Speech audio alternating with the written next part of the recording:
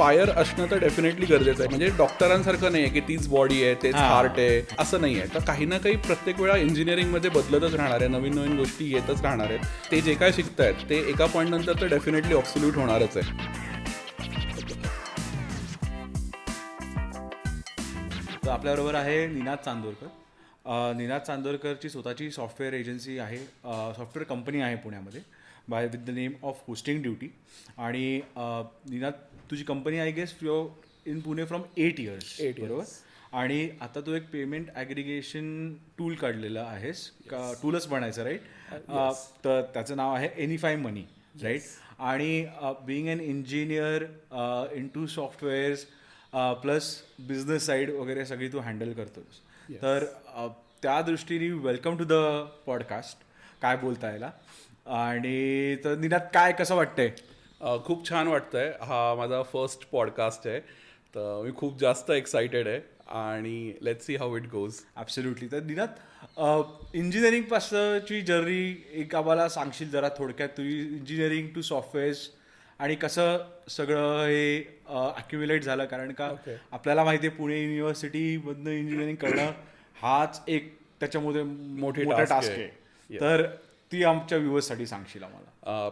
Sure. तर basically मी diploma केला होता आधी, 10th नंतर डिप्लोमा केला. 10+3 डिप्लोमा. 10+3 डिप्लोमा कम्प्युटर्समध्येच केला होता, डिप्लोमा कम्प्युटर सायन्समध्ये. आणि मग डायरेक्ट सेकंड इयर आपल्याला ॲडमिशन मिळते इंजिनिअरिंगला. तर सिमिलरली मी पण घेतली, पण माझं सेकंड राऊंडमध्ये ॲडमिशन झाली. तर ते कॅप राऊंड्स असतात, बरोबर. तर त्यामुळे माझी ॲडमिशन थोडी लेट झालेली. तर ऑक्टोबरमध्ये ॲडमिशन झाली माझी. आणि त्याच्यानंतर मग माझं ॲक्च्युली 3 वर्षाचं इंजिनिअरिंग असलं पाहिजे होतं, बट माझा M3 बॅक राहिला. आणि एकदा दोनदा नाही, 7 वेळा बॅक राहिला. M3 म्हणजे हा लेजेंडरी सब्जेक्ट आहे. आणि मेन माझं ॲडमिशन लेट झाल्यामुळे कसं झालं की एक 15 days नंतरच वायवा सुरू होणार होत्या. आणि त्याच्यानंतर लगेच फायनल एक्झाम, म्हणजे एक 15 days मध्ये गॅप आणि फायनल एक्झाम. आणि पहिलाच पेपर M3चा होता आणि खूप प्रेशर वगैरे पण आलं होतं मला तेव्हा. तर तेव्हा तो नाही सुटला. आणि नंतर मग ते बॅकलॉगचं जे बर्डन होत जातं तसं ते पाईल्डअप होत गेलं. म्हणून मला 2 ड्रॉप लागले इंजिनिअरिंगमध्ये. पण हळूहळू करता झालं ते. मी 2016मध्ये मग फायनली इंजिनिअरिंग माझं पास झालं. ओके. पण आता इंजिनिअरिंग नंतर जनरली सगळे एक तर मास्टर्सला जातात, किंवा आपल्याकडे जॉब मेनली. कारण का तेव्हाचा जो आपला काळ होता तेव्हा सगळ्या आईबाबांचं म्हणणं असंच असायचं की अरे तू एक तर जॉब कर, नाही तर मग एकतर मास्टर्सला तरी जा US ला वगैरे. मग हे याच्यातली जर्नी तू अवॉइड करून कसं काय बिझनेस? बेसिकली मला पण आधी जॉब करायचा होता. म्हणजे मी काही ड्रीम कंपनीज माझ्या लिस्ट डाऊन केल्या होत्या की इकडे मला जॉब लागला पाहिजे. कुठल्या ड्रीम कंपनी? एक इन्फोसिस होती, टेक महिंद्रा होती, ॲक्सेंचर. तर ज्या सगळ्यांच्या ड्रीम कंपनीज असतात त्याच माझ्याही होत्या. मी 10वीपासून कोड करायचो. म्हणजे एक बेसिक मला C++, HTMLचं चांगलं अंडरस्टँडिंग 10वीपासून होतं. तर मला कोडिंग साईडला आहे ना खूप इंटरेस्ट होता आधीपासून. बट झालं असं की जेव्हा मी 3rd इयर इंजिनिअरिंगला पोचलो आणि तेव्हा कंपनीज यायला लागतात कॉलेजेसमध्ये. आमच्याही कॉलेजमध्ये कंपनीज आल्या, पण त्यांचे क्रायटेरिया असे होते ना की मी एकाही क्रायटेरियात कधी बसतच नव्हतो. की त्यांना ऑल क्लिअर पाहिजे, 65% थ्रू आउट पाहिजे. तर माझं ड्रॉप असल्यामुळे तर मी क्रायटेरियातच बसत नव्हतो. तर त्यामुळे मला कुठल्याच कंपनीमध्ये म्हणजे इंटरव्ह्यू देण्याची संधीच नाही मिळाली. आणि जे ऐकलं होतं लोकांकडनं की जसं कॅम्पस प्लेसमेंटमध्ये जर झालं तर चांगलं पॅकेज मिळतं, आणि बाहेरून जर तुम्ही अप्लाय केलं तर कमी मिळतं, आणि ते पण 4th इयर नंतर करायचं होतं. तर मी 3rd इयरपासून professionally WordPress websites as a freelancer बनवायला लागलो. ओके. आणि मी जवळजवळ 3rd इयर इंजिनिअरिंग आणि 4th इयर इंजिनिअरिंगमध्ये 500-550 वर्डप्रेस वेबसाईट्स बनवल्या. तेव्हा मी अगदी 5,000 रुपये चार्ज करायचो वेबसाईटचे. त्याच्यात 2,500 रुपयाचं होस्टिंग आणि 2,500 रुपये वेबसाईट डेव्हलपमेंट चार्ज असं केलं. आणि इव्हेंच्युअली ते काम बरंच मोठं व्हायला लागलं. म्हणजे त्यांचं मेंटेनन्स आणि बाकी सगळ्या गोष्टी, आणि अजून नवीन कामही येत होतं.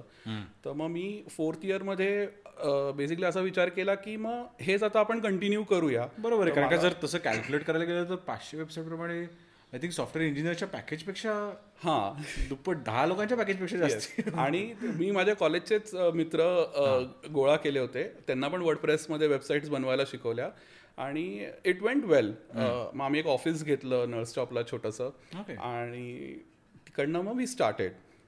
आणि पण आम्हाला असं बिझनेसचं काही बॅकग्राऊंड नाही किंवा आम्ही असं काही फॉर्मल एज्युकेशन बिझनेसमध्ये घेतलं नव्हतं किंवा काहीच माहिती नव्हतं. म्हणजे आता जे मुलं पासआउट होतात त्यांना इतक्या गोष्टी माहिती आहेत, फंड रेझिंग कसं करायचं, आपला एक बिझनेस प्लॅन असला पाहिजे, आणि इकॉनॉमिक्स ते बिझनेसचे ठरवतात, मार्केटिंगच्या स्ट्रॅटेजीज वगैरे ठरवतात.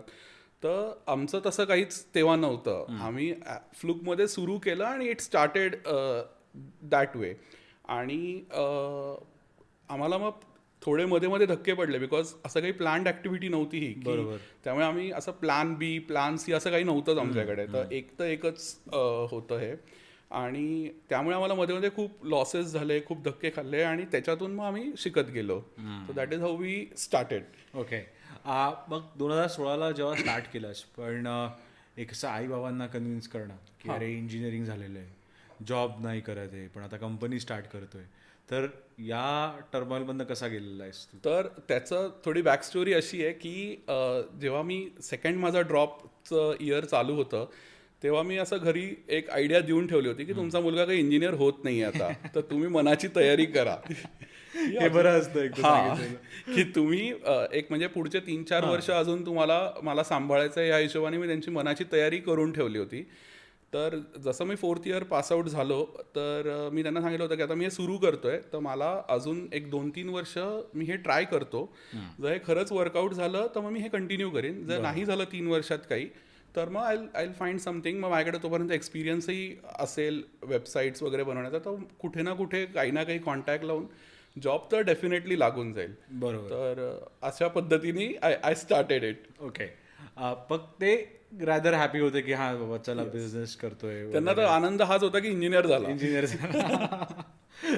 तेच ना, आपल्याकडे असंच असतं की इंजिनियर झाला की मग बघूया काय करायचं. जनरली हाच माइंडसेट आहे.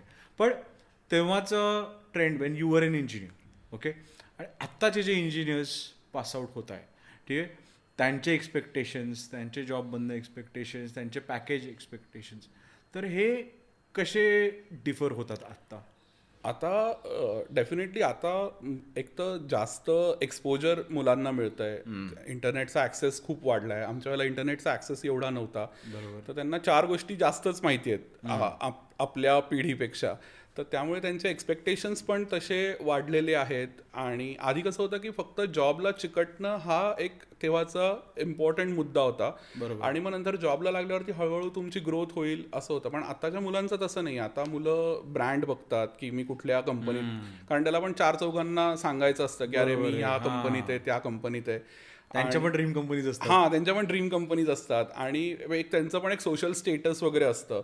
तर आता थोडा सिनारिओ चेंज झाला आहे, आणि आता सॅलरीच्या एक्सपेक्टेशन्स खूप जास्त झाल्या आहेत मुलांच्या, कारण लाईफस्टाईलही तशी झाली आहे. बरोबर. आणि तसं आहे. पण जेव्हा एखादा फ्रेशर येतो तुझ्याकडे आणि विदाऊट एक्सपिरियन्स जेव्हा एखादा हाय सॅलरी डिमांड करतो, तेव्हा देन हाऊ डू यू या गोष्टींकडे कसं सोल्युशन मिळतं? तर आम्ही बेसिकली त्याची एक टेस्ट घेतो इंटरनली की तू आम्हाला कोड लिहून दाखव, आणि असं आमचं काही रिस्ट्रिक्शन नाही आहे की तू ChatGPT वापरू नको किंवा गुगलवरती सर्च करू नको, असं आमचं काही नाही आहे. पण आम्ही त्याच्यामध्ये एक तर जुगाडचा जो फॅक्टर आहे ना तो आम्ही टेस्ट करतो त्याचा, आणि इफ ही क्वालिफाईज इन दॅट तर मग आम्ही त्याला तसं पॅकेज देतो.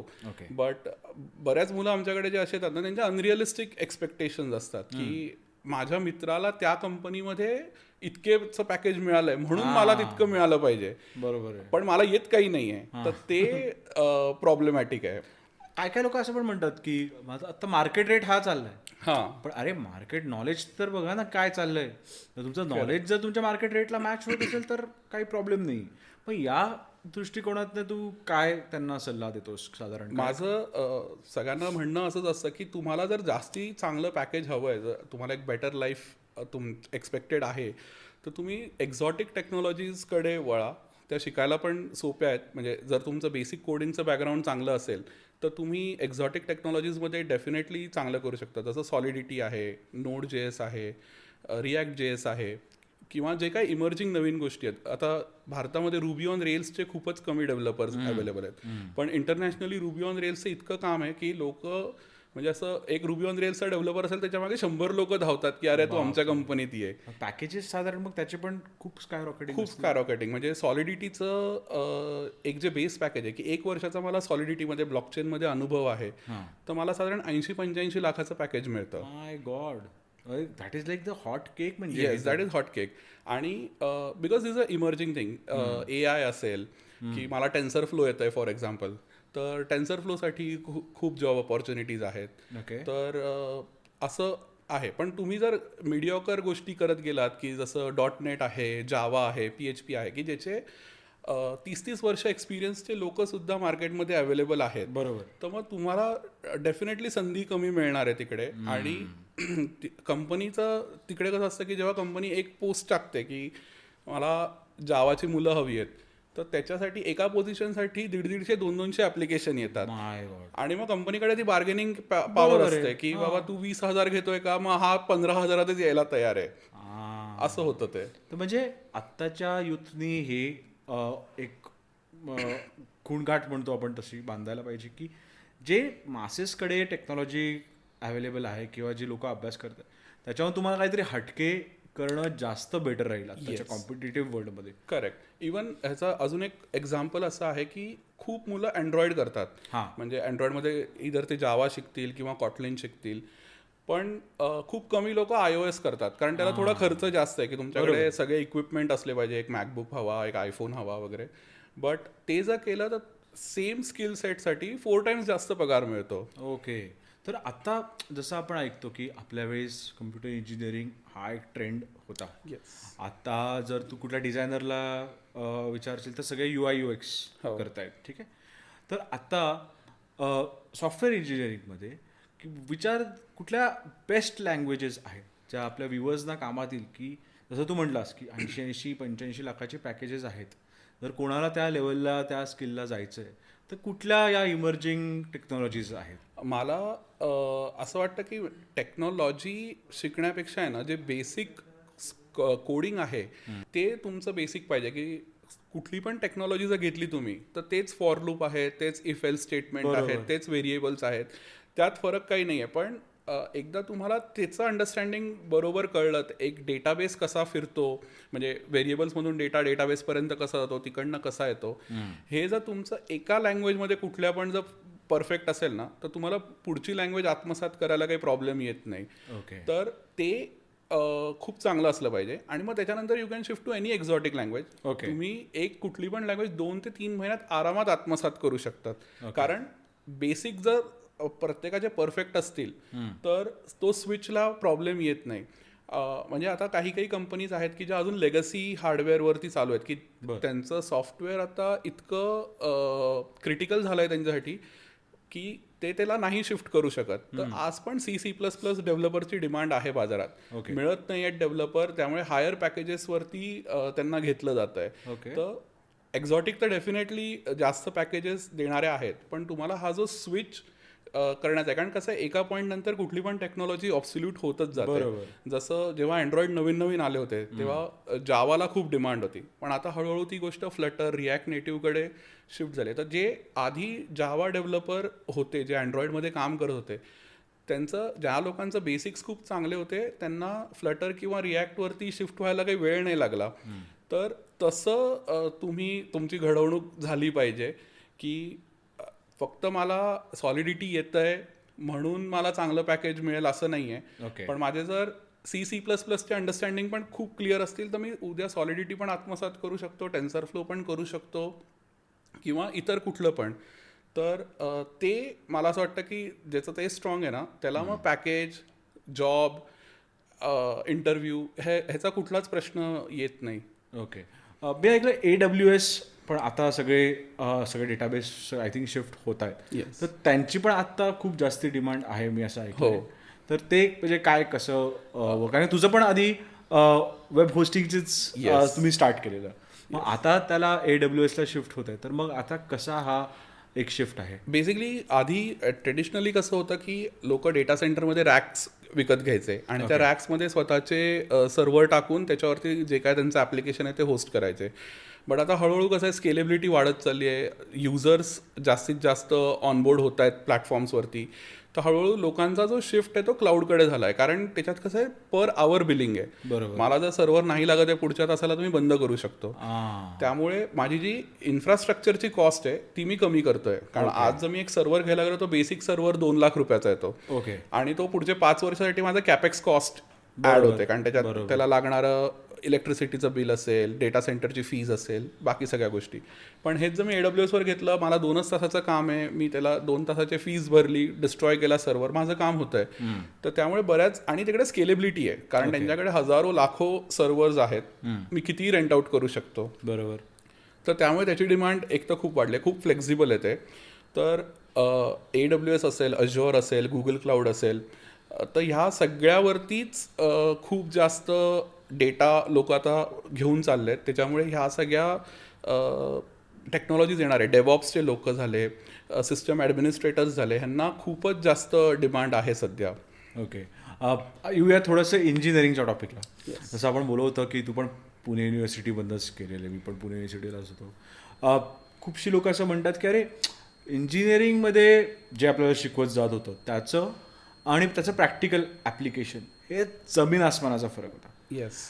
दुसरी वाईट गोष्ट म्हणजे मला तरी असे स्वतःहून वाटते की आपल्या वेळेस इंटर्नशिप हा प्रकारच नव्हता कम्प्युटर इंजिनियर्सना. राईट. की जसं की आता तू डिझायनिंग फील्डमध्ये बघ, तू कुठल्याही CS CA याच्यामध्ये बघ, तिकडे नंतर आर्टिकलशिप असते, त्याच्यामध्ये ॲक्च्युली बघतात की ऑन द जॉब करना काय आहे ना. तर आपल्या वेळेस तसलं काहीही नव्हतं. जसं तू म्हणलास की बॅक आले, वायर डाऊन होणं, त्यामध्ये पण तरी एक आपल्या इंजिनियर्समध्ये एक ते एक फायर असतेच. येस. तर त्या फायरला तू कसं एक्सप्लेन करणार. खूपशे व्ह्युअर्स आहेत आपले असे की जे आता इंजिनिअरिंग करतायत किंवा त्यांचं आता इंजिनिअरिंग जस्ट झालंय किंवा ते आता जॉब करत आहेत. तर या प्रश्नाचं तू कसं उत्तर देशील. बेसिकली आपल्या वेळेचं जे इंजिनिअरिंगचं एज्युकेशन होतं ते बऱ्यापैकी आउटडेटेड होतं. पण तेव्हाच्या एज्युकेशनमध्ये बेसिक्सवरती खूप भर दिला जात होता. की जसं C++ प्रोग्रामिंग आहे किंवा पायथन प्रोग्रामिंग आहे, की जसं मी आधी म्हटलं की एकदा एक कुठली तरी प्रोग्रामिंग लँग्वेज जर तुमची सेट झाली तर मग तुम्ही इतर कुठली पण लँग्वेज स्विच करू शकतात. आणि आपल्या एज्युकेशन सिस्टममध्ये कसं होतं तेव्हा की सिस्टम ॲडमिनिस्ट्रेटर किंवा सर्व्हर साईडचं काहीच नॉलेज आपल्याला दिलं जात नव्हतं. पण आता थोडा ट्रेंड चेंज होतोय. आता AI झालं, ML झालं, किंवा असे जे हॉट टॉपिक्स आहेत त्याच्यावरती पण काही काही सब्जेक्ट्स बऱ्याचशा इंजिनिअरिंग कॉलेजेसमध्ये इंट्रोड्यूस होत आहेत. आता पायथनमध्ये आता बरंच काम सुरू आहे. तर आताचे जे नवीन इंजिनियर पासआउट होत आहेत त्यांना आपल्यापेक्षा रिलेटिव्हली जास्त गोष्टी माहिती आहेत कम्प्युटिंगमधल्या. आणि पण ती एक फायर असणं तर डेफिनेटली गरजेचं आहे. कारण आज ना उद्या ते जे काय शिकतायत ते एका पॉईंट नंतर तर डेफिनेटली ऑब्सोल्यूट होणारच आहे. असं नाही आहे की म्हणजे डॉक्टरांसारखं नाही आहे की तीच बॉडी आहे, तेच हार्ट आहे, तेच आजार आहेत, असं नाही आहे. तर काही ना काही प्रत्येक वेळा इंजिनिअरिंगमध्ये बदलतच राहणार आहे, नवीन नवीन गोष्टी येतच राहणार आहेत. तर त्यामुळे तुमचं स्वतःचं नॉलेज अपडेशन हे तुम्हाला रेग्युलर बेसिसवरती करणं खूपच गरजेचं आहे. ओके. जसं तू म्हटलास की AIML म्हणजे आय थिंक आर्टिफिशियल इंटेलिजन्स आणि मशीन लर्निंग, तर याच्यात पण फार स्कोप आहे. आणि आपण जसं बोलत होतो की ब्लॉकचेन टेक्नॉलॉजी, का आता आपण सगळं क्रिप्टोमुळे ऐकतो की ब्लॉकचेन हा, तर ब्लॉकचेन एक्झॅक्टली टेक्नॉलॉजी काय आणि याचे तू आम्हाला काय रिअल लाईफ एक्झाम्पल्स सांगू शकतोस की अपार्ट फ्रॉम टेक्नॉलॉजी असे काय ॲप्लिकेशन्स आहेत ज्याच्यानी ब्लॉकचेनमुळे खूप फायदा झालेला आहे किंवा काहीतरी फास्टर कम्प्युटिंग असं काही झालेलं आहे का? तर बेसिकली पहिले ब्लॉकचेन काय आहे ते आपण समजून घेऊया. तर ब्लॉकचेन एक बेसिकली डेटाबेस आहे. पण त्या डेटाबेसचं वैशिष्ट्य असं आहे की ते सर्व्हरलेस आहे. तर मल्टिपल नोड्सवरती एकच डेटा सिंक होतो आणि at any given point of time, म्हणजे तुमचा जर एक रेग्युलर सर्व्हर असेल तर त्याच्यावरती तुम्ही एक डेटाबेस ठेवला, फॉर सम रिझन जर तो क्रॅश झाला सर्व्हर, तर तुम्हाला तो डेटा रिट्रीव्ह करणं खूप डिफिकल्ट होतं आणि त्याच्यात डेटा लॉसेसची पण शक्यता आहे. पण ब्लॉकचेनमध्ये कसं आहे की डेटा एका सर्व्हरवरती नसून मल्टिपल नोड्सवरती असतो. त्यामुळे समजा एक सर्व्हर जरी क्रॅश झाला किंवा दुसरा सर्व्हर जरी क्रॅश झाला तरी त्या डेटाचा रेप्लिका 100 ठिकाणी अजून अवेलेबल आहे. त्यामुळे डेटा रिट्रीव्हल खूप इझी आहे आणि ब्लॉकचेन ही टेक्नॉलॉजी अशी आहे की ती थांबवता येण्यासारखी नाही आहे. एकदा तुमची ब्लॉकचेन सुरू झाली की कोणी ना कोणी कोणाचा नोड चालूच राहणार आहे आणि त्यामुळे तुमचा डेटा हा कन्सिस्टंटली अवेलेबल असतो. तर तुम्हाला डेटा कुठून ना कुठून मिळतच जातो. आता एक्झॅक्ट ब्लॉकचेन काय आहे, तर ब्लॉकचेन हा एक डेटाबेसचा प्रकार आहे ज्याच्यामध्ये डेटा एक विशिष्ट ब्लॉकमध्ये स्टोअर होतो. आपल्याला इंजिनिअरिंगमध्ये एक लिंक लिस्ट म्हणून एक शिकवलं होतं. तर very similar to link list, की त्याच्यामध्ये एक डेटाचा जो ब्लॉक आहे तो त्याच्यामध्ये पुढच्या ब्लॉकची इन्फॉर्मेशन असते की माझा पुढच्या ब्लॉकचा नंबर काय आहे आणि त्याच्यात काय डेटा असणार आहे आणि अशी एक पूर्ण ती चेन तयार होते. त्याला हाईट म्हणतात, ब्लॉक हाईट. तर 0पासून ती हाईट सुरू होते आणि तुमची ब्लॉकचेन चं लॉजिक किंवा अल्गोरिदम ज्या प्रकारे लिहिलेलं आहे त्या प्रकारे ते ब्लॉक्स जनरेट होत जातात. काही ब्लॉक्समध्ये रिकामा डेटा असतो, काही ब्लॉक्समध्ये भरलेला डेटा असतो. ज्या ब्लॉकमध्ये भरलेला डेटा असतो त्याची साईज मोठी असते, जो रिकामा असतो तो रिकामा असतो, पण ती चेन चालतच राहते आणि ती नॉनस्टॉप चेन आहे. जसं आता बिटकॉईनची चेन आहे फॉर एक्झाम्पल. तर आता जेव्हा सुरू झाली तेव्हा खूप छोटी चेन होती ती. आता जवळजवळ 4 TBची ती चेन झालेली आहे आणि एका कोणाला जर नोड सेटअप करायचा आहे बिटकॉईनचा तर त्याच्याकडे 4 TBचं स्टोरेज असलेलं हार्डवेअर त्याला लागतं, जिथे ती पहिलेचे सगळं ट्रान्झॅक्शन्स जे झालेले आहेत ते पूर्ण डाउनलोड होतात आणि मग फ्रेश ट्रान्झॅक्शन सिंक व्हायला सुरुवात होते. तर अशा प्रकारे बेसिकली ब्लॉकचेन वर्क होते. आता याचं एक रिअल लाईफ एक्झाम्पल काय आहे, तर आपल्याला कोविडमध्ये सर्टिफिकेट्स मिळाले होते वॅक्सिनेशनचे, फर्स्ट वॅक्सिन, सेकंड वॅक्सिन, आणि आपण कुठे पण इंटरनॅशनली ट्रॅव्हल केलं तर लोक त्याला स्कॅन करायचे आणि चेक करायचे की ह्याचं काय. इंडियाकडे होते ते फक्त. येस. तर मुंबईची कंपनी आहे पॉलिगॉन मॅटिक म्हणून. तर one of the top 10 blockchain कंपनीजपैकी एक आहे. तर त्यांनी त्या ब्लॉकचेनवरती हा प्रोजेक्ट रन झाला होता आणि तर तो जो कोविडचा डेटा होता सगळा, की कुठल्या युजरचं काय वॅक्सिन आहे, आणि ही डिसेंट्रलाइज्ड वेमध्ये कोणी पण त्याला ॲक्सेस करू शकतो. पब्लिक लेजर असतात तर त्याचे जे एक्सप्लोरर्स असतात ते कोणी ॲक्सेस करू शकतं. तर ज्याच्याकडे प्रॉपर ॲड्रेस आहे तर त्या ॲड्रेसवरून तो डेटा रिट्रीव्ह करू शकतो. तर ह्या लोकांचा डेटा त्या ब्लॉकचेनवरती सेव्ह झाला. मी एक वॅक्सिन घेतलं, माझा डेटा सेव्ह झाला. मी दुसरी वॅक्सिन घेतलं, माझा डेटा सेव्ह झाला. आता मी एअरपोर्टला गेलो तर तो माणूस त्याच्या सॉफ्टवेअरमधून तो डेटा रिट्रीव्ह करून चेक करू शकतो की माझं सर्टिफिकेट एक तर व्हॅलिड आहे का, व्हॅलिड आहे तर माझे दोन्ही वॅक्सिन झाले आहेत का. तर हा एक यूज केस आपण म्हणू शकतो. ह्याच्या व्यतिरिक्त ऑथेंटिसिटी आपल्याला कुठल्या गोष्टीची जर काढायची असेल तर आपण NFT टोकन्स थ्रू ऑथेंटिसिटी काढू शकतो. जसं आता आम्ही एक प्रोजेक्ट करतो आहे एका युनिव्हर्सिटीसोबत, की त्या युनिव्हर्सिटीमधले जितके पण मुलं आता पुढच्या वर्षीपासून पासआउट होतील तर त्यांच्या सर्टिफिकेटवर एक QR कोड असणार आणि तो QR कोड जर त्यांनी स्कॅन केला तर त्यांचा सगळा जो डेटा आहे तो ब्लॉकचेनवरती मिळेल. तर आता एक डॉक्टर पासआउट झाला त्या युनिव्हर्सिटीमधून, त्यांनी क्लिनिक सेटअप केलं, त्याच्या क्लिनिकमध्ये त्याचं सर्टिफिकेट लावलं, तर कुठला पण पेशंट जो येतोय तो QR कोड स्कॅन करून चेक करू शकतो की हा डॉक्टर खरंच व्हॅलिड डॉक्टर आहे का. तर असे भरपूर यूज केसेस आहेत ह्याच्या आणि लोक भरपूर वेगाने ब्लॉकचेनवरती शिफ्ट होत आहेत. जसं तू आता म्हणालास की ब्लॉकचेन टेक्नॉलॉजी याच्यात आहे, तसंच आपण बोलत होतो की जे पेमेंट ॲग्रिगेटर प्लॅटफॉर्म आहे तर एनिफाय मनी, तर त्या बाबतीत जरा आम्हाला सांगशील का? तर बेसिकली एनिफाय मनी हा एक banking as a service platform आहे ज्याच्यामध्ये तुमचं जे काय बिझनेस प्रोसेस आहे ती तुम्ही आमच्या API थ्रू ऑटोमेट करू शकतात. जसं आपण एक पेरोल कंपनीचं एक्झाम्पल घेतलं, समजा एक पेरोल कंपनी आहे ज्यांच्याकडे 100 कस्टमर आहेत आणि प्रत्येक म्हणजे कस्टमर ॲज इन कंपनीज आहेत आणि त्या कंपनीजकडे 100 एम्प्लॉईज आहेत. तर एका वेळेला त्यांना 1000 लोकांचे पेमेंट्स करायला लागतात. तर जर ते रेग्युलर वेमध्ये गेले तर त्यांना काय करायला लागेल की त्यांना सॅलरी स्लिप्स बनवायला लागतील आणि बँकेला लेटर द्यायला लागतं विथ चेक की ह्यांची सॅलरी तुम्ही प्रोसेस करा आणि मग ते बँकचे लोक प्रोसेस करतात. पण ही जर प्रोसेस त्यांना ऑटोमेट करायची आहे तर त्यांनी जर त्यांचा बिझनेस फ्लो आमच्या API थ्रू सेट केला तर त्याच्यातून on a click of a button 1000 लोकांना पेमेंट एक साथ होऊ शकतात. किंवा पेमेंट कलेक्शनचा फ्लो आहे, एक ई-कॉमर्स कंपनी आहे, त्यांना मल्टी वेंडर त्यांची सिस्टम आहे, त्यांनी वेंडर ऑनबोर्ड केलेत, कस्टमर पण ऑनबोर्ड केलेत, कस्टमरनी पेमेंट केलं तर ह्यांना रिअल टाईम सेटलमेंट करायची आहे. आज तुम्ही जर एक रेग्युलर पेमेंट गेटवे घेतला तर तो T+2 डेजमध्ये तुमचं ट्रान्झॅक्शन सेटल करतो. म्हणजे आज मला कस्टमरने जर पैसे दिलेत तर मला परवा ते पैसे मिळतात माझ्या बँक होल्ड करतात ना, ते होल्ड करतात. आमच्या सिस्टममध्ये रिअल टाईम सेटलमेंट होतं. इकडे कस्टमरनी पैसे दिले, तुमचा जो आतला फ्लो असेल, समजा तुम्ही 100 रुपये भरले आणि तुमचं 10% कमिशन आहे, तर तुम्ही 10% तुमच्याकडे ठेवणार, तुमच्या बँक अकाउंटला जाणार आणि 90 रुपये वेंडरच्या बँक अकाउंटला रिअल टाईम सेटल होणार. Okay okay. तर असं आहे.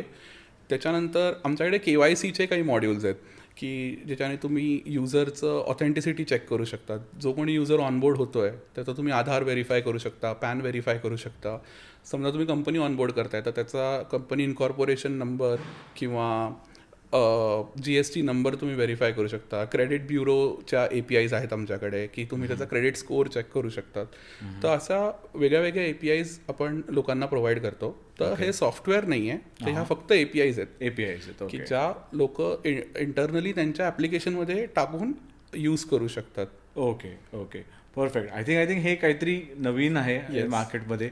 आणि याचा अजून एक ॲडव्हान्टेज असा आहे की on an average payment gateway जर तुम्ही घेतला तर त्याचं ट्रान्झॅक्शन फी जी आहे ती 3% ऑन अन ॲव्हरेज होते. म्हणजे Amexचं कार्ड घेतलं तर 5% आहे, रुपेचं कार्ड असेल तर 2% आहे, पण तुम्ही एक ओव्हरऑल ॲव्हरेज काढलं तर 3% होतं ते. ओके. पण आमच्या ह्याच्यामध्ये ही कॉस्ट कमी होऊन जवळजवळ 0.50% होते. वाव. तर त्याच्यामुळे युजरचा म्हणजे जो कस्टमर किंवा जो प्लॅटफॉर्म आमची APIs वापरतोय तर त्याचा खूप फायदा होतो की ते त्याच्या प्रॉफिट मार्जिनमध्ये 2.5% 3% अजून ॲड होतात.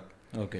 आय थिंक हे खूपच अमेझिंग प्रोडक्ट आहे आणि आय थिंक आपल्या व्ह्युअर्सना जर हे लागेल आपल्याला ॲप्लिकेशन तर I think we can give a link maybe or something so that prospective businesses पण आपल्याशी कम्युनिकेट करू शकतात if they want more information on this product. तर जसं तू मेन्शन केलं crypto currency, I think crypto currency हा एक खूप मोठा बबल होता आहे किंवा असणार आहे, कारण का crypto currency he one of the future currencies म्हणून ह्याला बघितलं जात होतं. ठीक आहे. तर काय कन्सेप्ट होती आहे आणि याच्या रिलेटेड स्कॅम्स पण खूप होते. हो, थोडं त्या बाबतीत बोलूया आपण. Yes definitely. तर क्रिप्टो करन्सी बेसिकली एक ब्लॉकचेनवरचं बाय प्रॉडक्ट आपण म्हणू शकतो की म्हणजे ब्लॉकचेन फक्त क्रिप्टो करन्सी नाही आहे आणि क्रिप्टो करन्सी फक्त ब्लॉकचेन नाही आहे. तर ब्लॉकचेननी आपण वेगळे वेगळे भरपूर प्रॉडक्ट्स क्रिएट करू शकतो, पण त्यातलं एक प्रॉडक्ट क्रिप्टो करन्सी आहे. तर ह्याच्यामध्ये बेसिकली लोक ब्लॉकचेन तयार करतात, त्याला एक टोकनाइज्ड फॉर्ममध्ये घेऊन येतात आणि आता जसं जसं ते पॉप्युलॅरिटी वाढली त्याचे एक्सचेंजेस आले, लोक तिकडे ट्रेड करतात. आता ह्याला एक ॲसेट क्लासमध्ये कन्सिडर केलं जातं की बिटकॉईन ही एक ॲसेट आहे. ओके. ही करन्सी त्याला म्हणतो आपण, पण आता ग्लोबली बऱ्याच आधी म्हणजे 2-3 वर्ष आधीपर्यंत लोकांना हे समजत नव्हतं की याला करन्सी म्हणायचं की याला ॲसेट म्हणायचं. पण आता जवळजवळ सगळ्या गव्हर्नमेंट्स ह्या कन्क्लुजनवर आलेत की ही ॲसेट आहे, ही करन्सी नाही आहे. तर ॲसेट म्हणजे काय की फॉर एक्झाम्पल आता सोनं आहे, सोनं इज अ ॲसेट क्लास. तर आज तुमच्याकडे जर 10 ग्राम सोनं आहे तर तुम्ही ते घेऊन किराणा मालाच्या दुकानात जाऊन नाही बाय करू शकत की बाबा हे 10 ग्राम सोनं घे आणि मला त्याच्यावर शेअर्स सारखं. येस, शेअर सारखं. Share is also an asset. तर आता ते तो पर्स्पेक्टिव्ह थोडा चेंज झाला आहे सगळ्या गव्हर्नमेंट्समध्ये की त्यांनी आता त्याला एक ॲसेट म्हणून डिक्लेअर केलं आहे. आणि त्याच्यामध्ये आता त्यामुळे फ्रॉड्स पण खूप होत आहेत, कारण कसं आहे की आधीच्या ज्या लोकांच्या ब्रॅक टू रिचेस्टवाल्या स्टोरीज होत्या की मी पिझ्झा घेण्यासाठी बिटकॉईन खर्च केले किंवा मी ह्याच्यासाठी केले आणि आज आता बिटकॉईन आजचा रेट $35,000 आसपास आहे जवळजवळ. तर लोकांना ते त्यावेळेला मिस झाल्यामुळे लोक आता नेक्स्ट बिग अपॉर्च्युनिटीसाठी बघतायत आणि त्यात भरपूर स्कॅमस्टर्स काय काय नवीन प्रॉडक्ट्स घेऊन येतात आणि त्याच्यामध्ये लोक अडकली जातात. तर त्याचं मार्केटिंग जनरली असं होतं की दिस इज नेक्स्ट बिटकॉईन किंवा 4 वर्षामध्ये ह्याची प्राइस इथून इथे जाणार आहे, तुम्ही आज इन्व्हेस्ट करा, मग तुमची ट्रेन नाही सुटणार काइंड ऑफ. तर असं आहे आणि त्याच्यात खूप वेगळ्या वेगळ्या प्रकारचे स्कॅम्स आहेत. एक तर MLMचा स्कॅम आहे, खूप कॉमन आहे. MLM म्हणजे multi level marketing. Multi level मार्केटिंगमध्ये आज ऑन अन ॲव्हरेज भारतामध्ये 400 ते 450 MLM स्कीम्स क्रिप्टो करन्सीच्या वेगळ्या वेगळ्या सुरू आहेत. बापरे. आणि त्याचा मी खूप एक बेसिक अभ्यास केला की त्यांचं जे बिझनेस मॉडेल असतं ना ते अजिबात सस्टेनेबल नसतं. त्याच्यामध्ये म्हणजे कोणी पण जर ते मॉडेल एकदा बसून जर व्यवस्थित स्टडी केलं तर त्यांच्याही लक्षात येईल की जोपर्यंत शेवटचा माणूस पैसे भरतोय तोपर्यंत वरच्या लोकांना पैसे मिळतात, पण एकदा खालची लाईन ऍड होणं बंद झालं की ते पूर्ण पिरामिड कोलॅप्स होतं आणि ते लोक पळ काढतात. तर भरपूर एक्झाम्पल्स आहेत. म्हणजे आपले पुण्याचे सायबर पोलीस स्टेशनमध्ये तर रोज कंप्लेंट्स येतात की इकडे हा स्कॅम झाला, तिकडे तो स्कॅम झाला. 1,000-5,000 कोटी रुपये घेऊन लोक देश सोडून चालले जातात आणि एक जो कॉमन मॅन आहे तो ह्याच्यात खूप भरडला जातो आणि तो जो एक लालच त्यांच्यामध्ये येतो तर त्याचं त्यांना खूप मोठी प्राईस पे करायला लागते. तर याचे काही एक्झाम्पल्स पण आहेत जे मी खूप जवळून बघितले आहेत. एक खूप इंटरेस्टिंग स्कॅम असा आहे की व्हॉट्सॲप ग्रुप्सवरती तुम्हाला एक रॅन्डम ग्रुपमध्ये ॲड केलं जातं. जनरली जे आपल्या वयाची मुलं आहेत ते बघतात की हे काहीतरी स्कॅम आहे, एक्झिट करतात ग्रुप. पण जे लोक एक्झिट नाही करत तर त्यांचं असं होतं की 1-2 दिवसानंतर त्या ग्रुपवरती चर्चा सुरू होते की त्यांचेच लोक असतात स्कॅमस्टरवाल्यांचे की ते चॅट करतात, अरे मी एवढे पैसे कमवले, मी तेवढे पैसे कमवले. आणि जो व्ह्युअर असतो, जो विक्टिम असतो बेसिकली त्याच्यामध्ये, तर तो हे बघून त्याला लालच येतं की अरे हे मी पण करतो. तर तो ग्रुपमध्ये विचारतो की अरे तुम्ही हे कसं काय करताय वगैरे. आणि मग ते त्याला सांगतात. एक जण कोणीतरी त्यातला DM करतो की आमचे असे सर आहेत, अशा मॅडम आहेत, ते आम्हाला रोज इतके पैसे कमवून देतात, त्यांचा काही सेल्फ इंटरेस्ट नाही आहे पण त्यांना जगाला श्रीमंत करायचं आहे वगैरे वगैरे. आणि तुम्ही एवढे पैसे ह्या अकाउंटमध्ये USDTच्या फॉर्ममध्ये जमा करा. तर ते लोक करतात जमा आणि काही पहिल्यांदा 90% वेळा लॉस होतो. आणि मग तो माणूस त्यांच्याकडे कंप्लेंट करतो की अरे असं झालं तसं झालं. मग तो सांगतो की नाही मी तुम्हाला आमच्या मोठ्या सरांशी भेटवतो, ते तुमचा हा सगळा लॉस रिकवर करून तुम्हाला प्रॉफिट करून देतो. सगळं ऑनलाईन. मग तो परत पैसे भरतो. परत पैसे भरल्यावर त्याला ॲप दिलं जातं. त्या ॲपमध्ये त्याला प्रॉफिटही दिसतात पण ते सगळे फेक प्रॉफिट्स असतात. आणि ज्या वेळेला तो डिसाईड करतो की आता मला हे पैसे काढायचे आहेत तर तो त्यांना रिक्वेस्ट करतो. मग त्यांची रिक्वेस्ट फेल होते विड्रॉवलची. विड्रॉवलची रिक्वेस्ट फेल झाल्यावरती तो विचारतो की बाबा काय झालं, माझे पैसे का मला मिळत नाही. मग ते सांगतात की अरे आमच्या देशामध्ये ना असं लॉ चेंज झाला आहे. आता ते म्हणतात की तुम्ही आधी इन्कम टॅक्स भरा आणि मगच तुम्हाला हे पैसे विड्रॉ करता येईल. मग त्या इन्कम टॅक्सची अमाऊंट XYZ असते, तुम्ही ती भरा, तुमचं लगेच पैसे आम्ही रिलीज करू. तो माणूस ते पैसे भरतो आणि this goes on and on and on. आणि हे सगळे ट्रान्झॅक्शन क्रिप्टोमध्ये होतात आणि हे ट्रेस होतच नाहीत अजिबात. बापरे. असाच एक सिमिलर एक स्कॅम माझ्या एका कलिग बरोबर झालेला. काहीतरी तो कुठल्या तरी डेटिंग ॲपवर वगैरे होता आणि एका चायनीज मुलीशी बोलत होता बरं का. आणि ती चायनीज मुलगी त्याला गाड्यांचे फोटो, तिचे सेल्फी वगैरे, ते गाड्यांबरोबर वगैरे काय असं काय अशी गाडी घेतली, 10 दिवसांनी ती गाडी घेतली. तर त्याने तिला विचारलं, अरे काय तू काय करते बाबा असं म्हणजे. आणि मग ती म्हणते नाही बाबा हे काहीतरी एक ॲप सांगितलं तिने, ते ट्रेडिंगवालं, ते तू डाउनलोड कर वगैरे, मी तुला सांगेन काय बाय करायचं काय सेल करायचं. हा भावानी प्रेमापोटी सुरू केलं त्याच्यावर आणि काय त्याच्याजवळ 20 ते 25 लाख गेले त्याच्यातनं. तर हे चायनीज ॲप्सचं पण कल्चर फार आहे, खूप आहे. आणि लोक डोळे बंद करून डाउनलोड करतात. तर काय काय प्रकार आहे याच्यातला? एक चायनीज ॲपचाच एक इन्सिडन्स आहे की हे 70% ॲप्स जे काय क्रिप्टोच्या रिलेटेड आहेत बाजारात ते सगळे चायनीज ॲप आहेत. आणि त्यातले सगळेच ॲप, ऑलमोस्ट सगळे ॲप फ्रॉडवालेच ॲप आहेत. कोणी असं लेजिट बिझनेस कोणी काही करत नाही आहे. तर आता ह्याच्यामध्ये जसं मी एक एक्झाम्पल दिलं की ते ग्रुपवरती चॅट वगैरे करतात, मग एक ॲप येतं. सिमिलरली एक अजून एक किस्सा असा आहे की व्हॉट्सॲपवरती व्हिडिओ कॉल्स येतात आणि ते व्हिडिओ कॉल जर तुम्ही पिक केलं तर मग तुमचं रेकॉर्डिंग होतं आणि तुम्हाला परत पैसे मागितले जातात. आणि ह्याच्यात एक लोन ॲप्लिकेशनचा पण एक खूप मोठा चंक आहे. आणि हे लोन ॲप्लिकेशनच्या ज्या केसेस आहेत ना, या कोविडमध्ये खूप जास्त झाल्या होत्या की लोकांना आहे ना बँका छोटे कर्ज देत नाहीत. म्हणजे ज्या माणसाला 5,000 10,000 रुपयाची रिक्वायरमेंट आहे, त्याला नको आहे 1 लाख रुपयाचं लोन किंवा 10 लाखाचं लोन नको आहे त्याला, तर त्यांना बँक काही उभं करत नाही. तर त्यावेळेला ह्या ॲपचा खूप जास्त सुळसुळाट झाला होता की 5,000 10,000 रुपये लोन क्विक मिळायचे. अगदी बेसिक डॉक्युमेंट्सवर आधार कार्ड पॅन कार्ड दिलं की 5व्या मिनिटाला तुमच्या अकाउंटमध्ये 10,000 रुपये जमा व्हायचे. आता एक इन्सिडन्स माझ्या ज्या केसेस मी सॉल्व्ह करतो त्याच्यामध्ये एक असा आला होता की एका माणसाने 10,000 रुपयाचं लोन काढलं, त्यांनी त्याच्या अगेन्स्ट 70,000 रुपये पे केले इंटरेस्टमध्ये, कारण ते लोक कंटिन्युअसली डिमांडिंग होते. त्यानंतर काय करतात, एका पॉईंट नंतर जेव्हा तुम्ही पैसे त्यांना देणं बंद करता, तुम्हाला जेव्हा कळतं की हे सगळं फ्रॉड आहे, त्यांनी तुमचं कॉन्टॅक्ट लिस्टचा ऍक्सेस घेतलेला असतो, तुमच्या गॅलरीचा ऍक्सेस घेतलेला असतो, सगळ्या गोष्टींचा त्यांनी ऍक्सेस तुमच्या फोनचा घेतलेला असतो. ते तुमचे फोटोज मॉर्फ करतात आणि मॉर्फ फोटो तुमच्या फ्रेंड्स अँड फॅमिलीमध्ये सर्क्युलेट करतात, किंवा तुमच्या ओळखीच्या लोकांना ते फोन करून सांगतात, पहिले शिव्या घालतात आणि मग फोन करून सांगतात की अशा अशा व्यक्तींनी आमच्याकडनं पैसे उधार घेतलेत, तुम्ही त्याचे पैसे भरा. आणि तो जो माणूस आहे तो एका सोशल प्रेशरमध्ये येऊन जातो की त्याची एक तर बदनामी होतीये, आणि कारण 10,000 रुपयेच घेतलेत, तर समोरचा पण विचार करेल 10,000साठी काय. बट आणि तो एका पॉईंटला इतका खचून जातो आणि त्याच्यानंतर मग तो पोलीस कंप्लेंट करायला जातो. पण तोपर्यंत त्यांनी त्याच्याकडचे सगळे पैसे खर्च केलेले असतात, त्याची पूर्ण इज्जत गेलेली असते, आणि त्याच्यानंतर मग त्याचे डोळे उघडतात.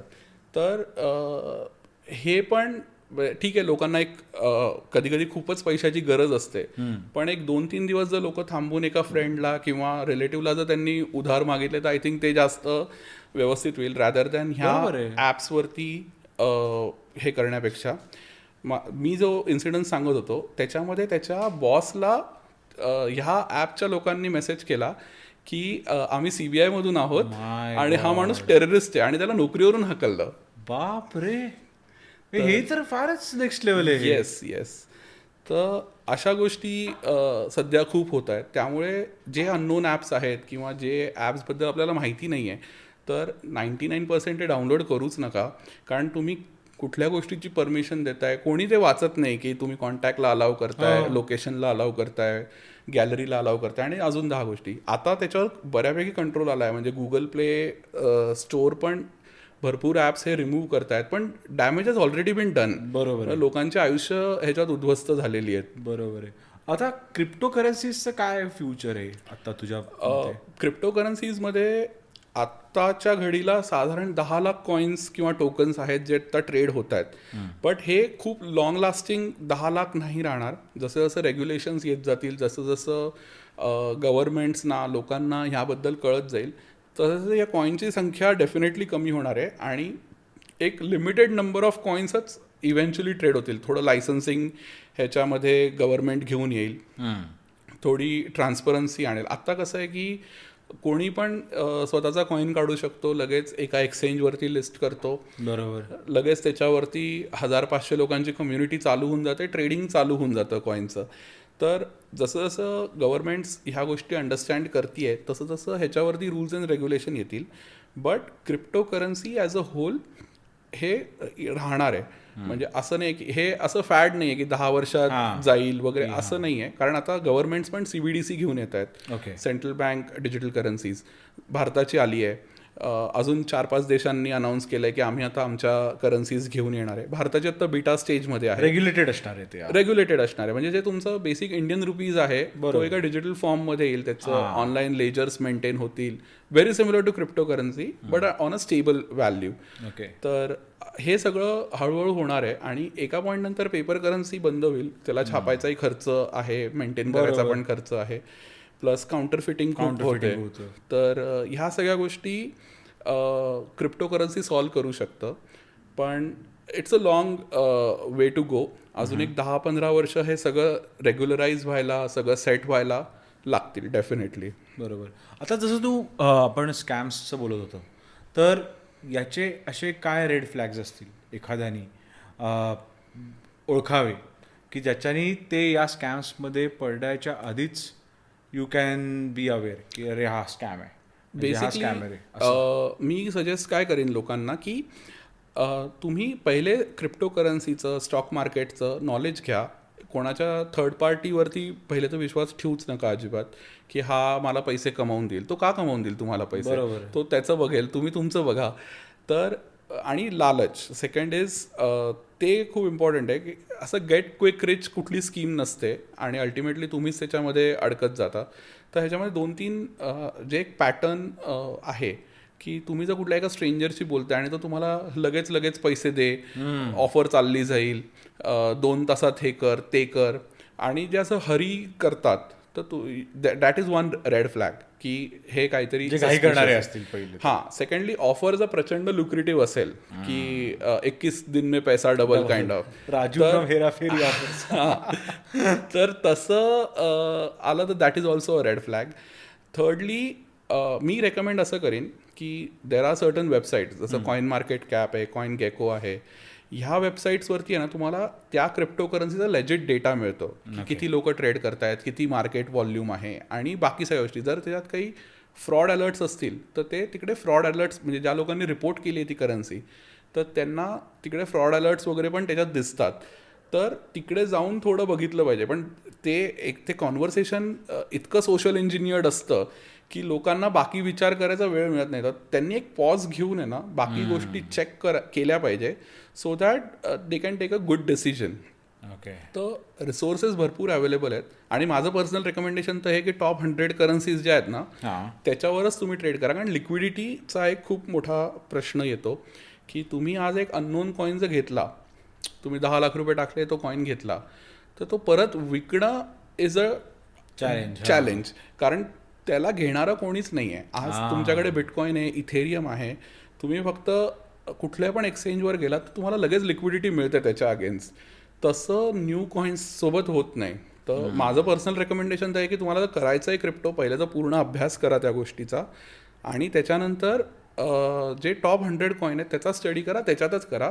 कारण त्याच्यात लिक्विडिटी आहे, ट्रस्ट फॅक्टर आहे, आणि ह्याच्यात स्कॅम होण्याचं प्रमाण खूप कमी, आणि ते तुमच्या ओन रिस्कवरती आहे. आणि तुम्ही तुमचं जेवढं काय बजेट आहे त्याच्याप्रमाणे सुरू करू शकता. म्हणजे तुम्हाला जर सुरूच करायचं आहे तर 100 रुपयापासून सुरू करा. म्हणजे तेवढे पैसे जे तुमचं रिस्क ॲपेटाईट आहे, की जेवढे पैसे तू गेले तर तुम्हाला काही वाटणार नाही. बरोबर. Very similar to what stock market does, की जे लोक स्टॉक मार्केटमध्ये पण उतरतात आज पण एका मोठ्या सोसायटीच्या पार्टला असं वाटतं की स्टॉक मार्केट पण एक गॅम्बल आहे. तर पण जे लोक त्याचं प्रॉपर शिक्षण घेऊन त्याच्यात ट्रेड करतात तर त्यांना त्याचं नुआन्सेस माहिती आहेत. बरोबर. तर क्रिप्टोचं पण तसंच आहे. तर असं नाही आहे की सगळेच क्रिप्टो करन्सीज फ्रॉड आहेत किंवा क्रिप्टो खूपच ग्रे स्केलमध्ये आहे. पण आत्ताच्या घडीला काय होतं की लोक त्याचा खूप गैरवापर करतायत, कारण लोकांना तेवढी आयडिया नाही आहे ह्या गोष्टीची. त्यामुळे ते लोक एज्युकेट होणं ह्याच्यामध्ये खूप जास्त गरजेचं आहे. बरोबर. आता जसं तू म्हटलास की क्रिप्टो करन्सीजच्या बाबतीत, आता फॉर एक्झाम्पल एकदा मध्ये ते होतं की एलॉन मस्कने ट्विट केलं डॉजी कॉईनसाठी, तेव्हा तर मग लोकांना असं वाटलं की नाही आता हा dogecoin is going to be the next bitcoin for example. त्या केसमध्ये काय झालं? ती व्हॅल्यू वाढली नाही का, लोकांनी तेवढे इन्व्हेस्ट केले नाही का, ते व्हायच्या आधीच बबल फुटला, काय झालं काय? तसं नाही आहे. बेसिकली कसं आहे की हे सगळ्याच म्हणजे जेवढे पण स्टॉक मार्केट रिलेटेड ॲसेट्स वगैरे असतात तर ह्याच्यामध्ये कधी हाईप होते कधी होत नाही. ह्याच्यामध्ये बेसिकली लोकांनी ते फॉलो नव्हतं करायला पाहिजे, कारण त्यांनी आधी बॉटमला विकत घेऊन ठेवलेले असतील मग ट्विट केलं, म्हणजे वाढले. जसं आता हायझनबर्गचं अडाणी ग्रुपमध्ये एक इन्सिडेंट झाला, तो पण सिमिलरच होता की त्यांनी आधी वरच्या लेवलवरती बाय करून ठेवलं होतं, न्यूज पब्लिश केली, त्याचा स्टॉक घसरला, त्यांनी शॉर्ट करून पैसे काढले. तर सिमिलरली त्याच्यात पण झालेलं आहे. तर आणि आता कसं आहे की क्रिप्टो हे एक ग्लोबल ॲसेट क्लास आहे, त्यामुळे ह्याच्यामध्ये व्हॉल्यूम्स खूप प्रचंड आहेत. म्हणजे आज बिटकॉईनची मार्केट कॅप $3 ट्रिलियन आहे. इंडियाच्या इकॉनॉमी एवढी आहे ऑलमोस्ट. तर ह्याच्यामध्ये पैसे आणि त्याचा जो इवन चार्ट आहे तो $1,000 वर खाली होतो. तो व्हॉलिटिलिटी पण खूप जास्त आहे. त्यामुळे ह्याच्यामध्ये तुम्ही श्रीमंत होण्याचे किंवा तुम्ही गरीब होण्याचे चान्सेस 100 टाइम्स वाढतात दॅन रेग्युलर स्टॉक मार्केट. तर अशा न्यूज आणि अशा गोष्टी येत राहतात. पण त्याच्यानंतर पण इलॉन मस्कला आता अप्रुव्हल घ्यायला लागत आहेत, बरोबर, काही पण ट्विट करायच्या आधी. तर जसं जसं इन्सिडन्सेस घडत जातील तसं जसं लोक त्याच्यात अवेअर होत जातील आणि त्याच्यावरती रूल्स रेग्युलेशन्स सगळ्या गोष्टी येतील. आता खूपच नवीन विषय आहे हा, त्यामुळे it will take some time. आपण जसं काल डिस्कस करत होतो की जे, आणि आता मगाशी जसं तू बोललास की स्कॅम्स वगैरे होतात, पण याच्याहून एक मोठं स्कॅम आहे का नाही म्हणणार नाही, पण डार्क वेब हे जे आहेत की टॉर ब्राउझर्स थ्रू आता लोक आजकाल त्याच्यावरनं काय काय गोष्टी सर्फ करत आहेत. तर आमच्या युजर्ससाठी जरा जर सांगशील की डार्क वेब काय आणि कसं चालतं आणि काय काय गोष्टी असतात त्याच्यात, तर ते जरा सांगशील का आम्हाला? ओके.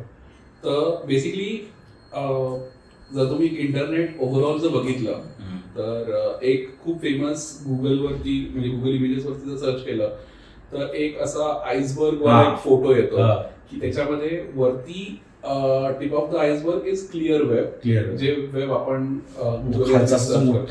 खाली पाण्यातला आईसबर्ग आणि पाण्याच्या खाली एक पूर्ण वेगळं इन्फ्रास्ट्रक्चर आहे. तर त्याच्यामध्ये बेसिकली डार्क वेबचं कसं आहे की म्हणजे इंटरनेटला कसं विभागलंय तर त्याच्यामध्ये पहिलं क्लिअर वेब आहे की ज्या वेबसाईट्स तुम्ही डिरेक्टली विदाउट लॉग इन वगैरे ऍक्सेस करू शकता, तर त्याला क्लिअर वेब म्हटलं जातं. याहू, गुगल, फेसबुक ज्या आपण 90% वापरतो. तर त्याच्यानंतर त्याचा सेकंड लेअर जो आहे त्याला डीप वेब म्हणतात. तर डीप वेब मध्ये बेसिकली ज्या गोष्टी एन्क्रिप्टेड आहेत किंवा ज्या पासवर्डच्या मागे लपलेल्या आहेत, जसं आपले ईमेल्स झाले, जसं कुठल्या कॉर्पोरेट कंपनीजचे डेटाबेसेस, वेबसाईट्स, या सगळ्या डीप वेबच्या अंडर येतात. त्याच्याखाली एक थर्ड लेअर येतो, तो डार्क वेबचा येतो. आणि त्याच्याखाली अजून एक मेरिओनाज वेब म्हणून आहे. हायपोथेटिकली त्याला अजून कोणी बघितलं नाहीये त्याला, पण ते म्हणतात की फक्त AI थ्रू आणि क्वांटम कम्प्युटरच्या थ्रूच त्याला व्हिजिट करता येतं. पण त्या लेअर ऑफ इंटरनेट मध्ये जेवढं ह्युमनला नॉलेज आहे ते सगळं तिथे स्टोअर केलेलं आहे.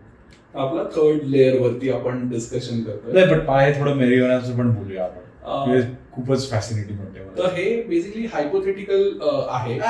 सॉरी, आधी dark web and then we'll move to मेरिओना.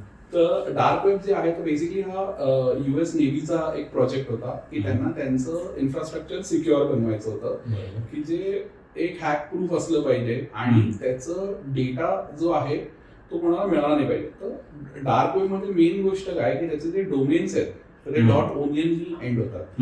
तर त्यामुळे तर त्याला लेअरिंग असतं, म्हणून त्याला टॉर्च तुम्ही सिम्बॉल बघितला तर तो ओनियनचा सिम्बॉल आणि त्याला ओनियन राउटर पण म्हणतात.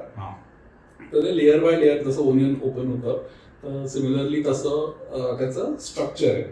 तर त्याच्यामध्ये तुमचं अल्फान्यूमरिक कॅरेक्टरचं रॅन्डम जिब्रिश काहीतरी एक स्ट्रिंग असते 64 कॅरेक्टरची किंवा 32 कॅरेक्टरची, आणि त्याच्यामुळे .onion लागलं जातं. तर ही लिंक ज्यांच्याकडे आहे ना तेच लोक बेसिकली त्या वेबसाईटला व्हिजिट करू शकतात. तर हायली सिक्रेट, हायली कॉन्फिडेन्शियल अशा या वेबसाईट्स असतात डार्क वेबमध्ये, आणि त्या एका स्पेसिफिक ब्राउझरनी ओपन होतात, त्याला टॉर ब्राउझर म्हणतात. तर बेसिकली हा एक वेगळा इंटरनेटचा लेअर, म्हणजे याला एका कॉमन मॅनच्या टर्म्स मध्ये सांगायचं झालं तर रेडिओ फ्रिक्वेन्सी असते.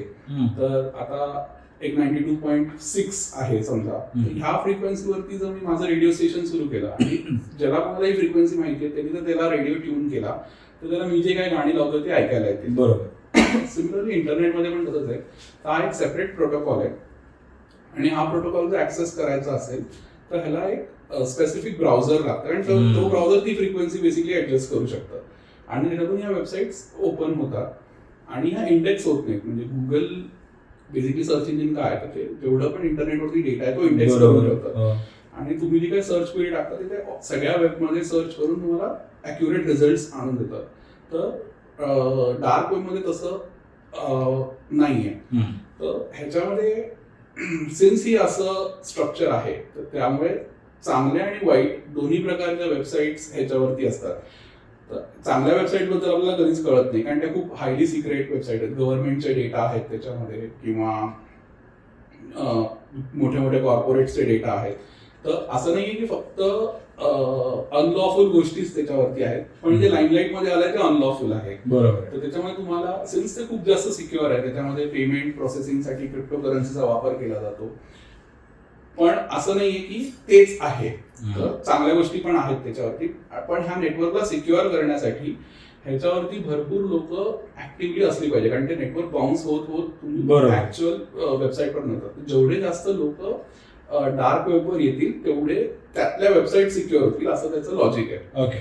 तर त्याच्यासाठीच कुठे ना कुठे ह्या अनलॉफुल गोष्टी ज्या आहेत ना. अनलॉफुल गोष्टी म्हणजे काय? अनलॉफुल गोष्टी म्हणजे तिकडे तुम्हाला ड्रग्ज मिळतात, तिकडे तुम्हाला हिटमॅन मिळतो. Okay, proper assassin. इकडे भारतात इतकं त्याचं हे नाहीये. US वगैरे त्या साईडला खूप आहे. वेपन्स मिळतात. तर बेसिकली सगळे मार्केट प्लेसेस आहेत तिकडे फॉर ऑल अनलॉफुल थिंग्स आणि त्याचं पेमेंट्स क्रिप्टोमध्ये होतात बेसिकली.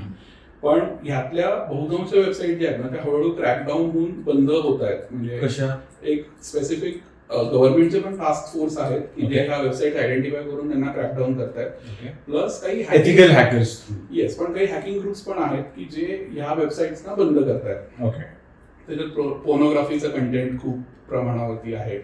तर ह्या हळूहळू कमी होत आहेत. पण त्यांचं जे अल्टिमेट गोल आहे ते आहे की जास्तीत जास्त लोक डार्क वेबवर आली पाहिजे सो दॅट ते नेटवर्क जास्तीत जास्त सिक्युअर होईल. ओके, तर अशी की पण ते कसं होणार? म्हणजे जास्तीत जास्त लोक मग काय येत नाही डार्क वेबवर? का त्यांना माहितीच नाही? त्यांना माहिती नाहीये. आणि कसं आहे की एक पर्पज पण तर पाहिजे तुमच्याकडे तिकडे यायला. म्हणजे आता मला जर काही पर्पजच नाहीये तिकडे तर मी तिकडे का जाईल? एक्झॅक्टली. तर त्याच्यासाठी मग तिकडे येण्यासाठी मग काहीतरी लिंक बनवायची, मग तिकडे लोक येणार, मध्ये नेटवर्क सिक्युअर होणार. मग ज्या ह्या आपण जर त्यांना म्हणलं डार्क वेब व्यतिरिक्तच्या वेबसाईट्स, तर त्यांना तिकडे काय असे अवेन्यूज नाही डार्क वेबवर सो दॅट जास्ती लोक तिकडे येतील असं काही करता येईल?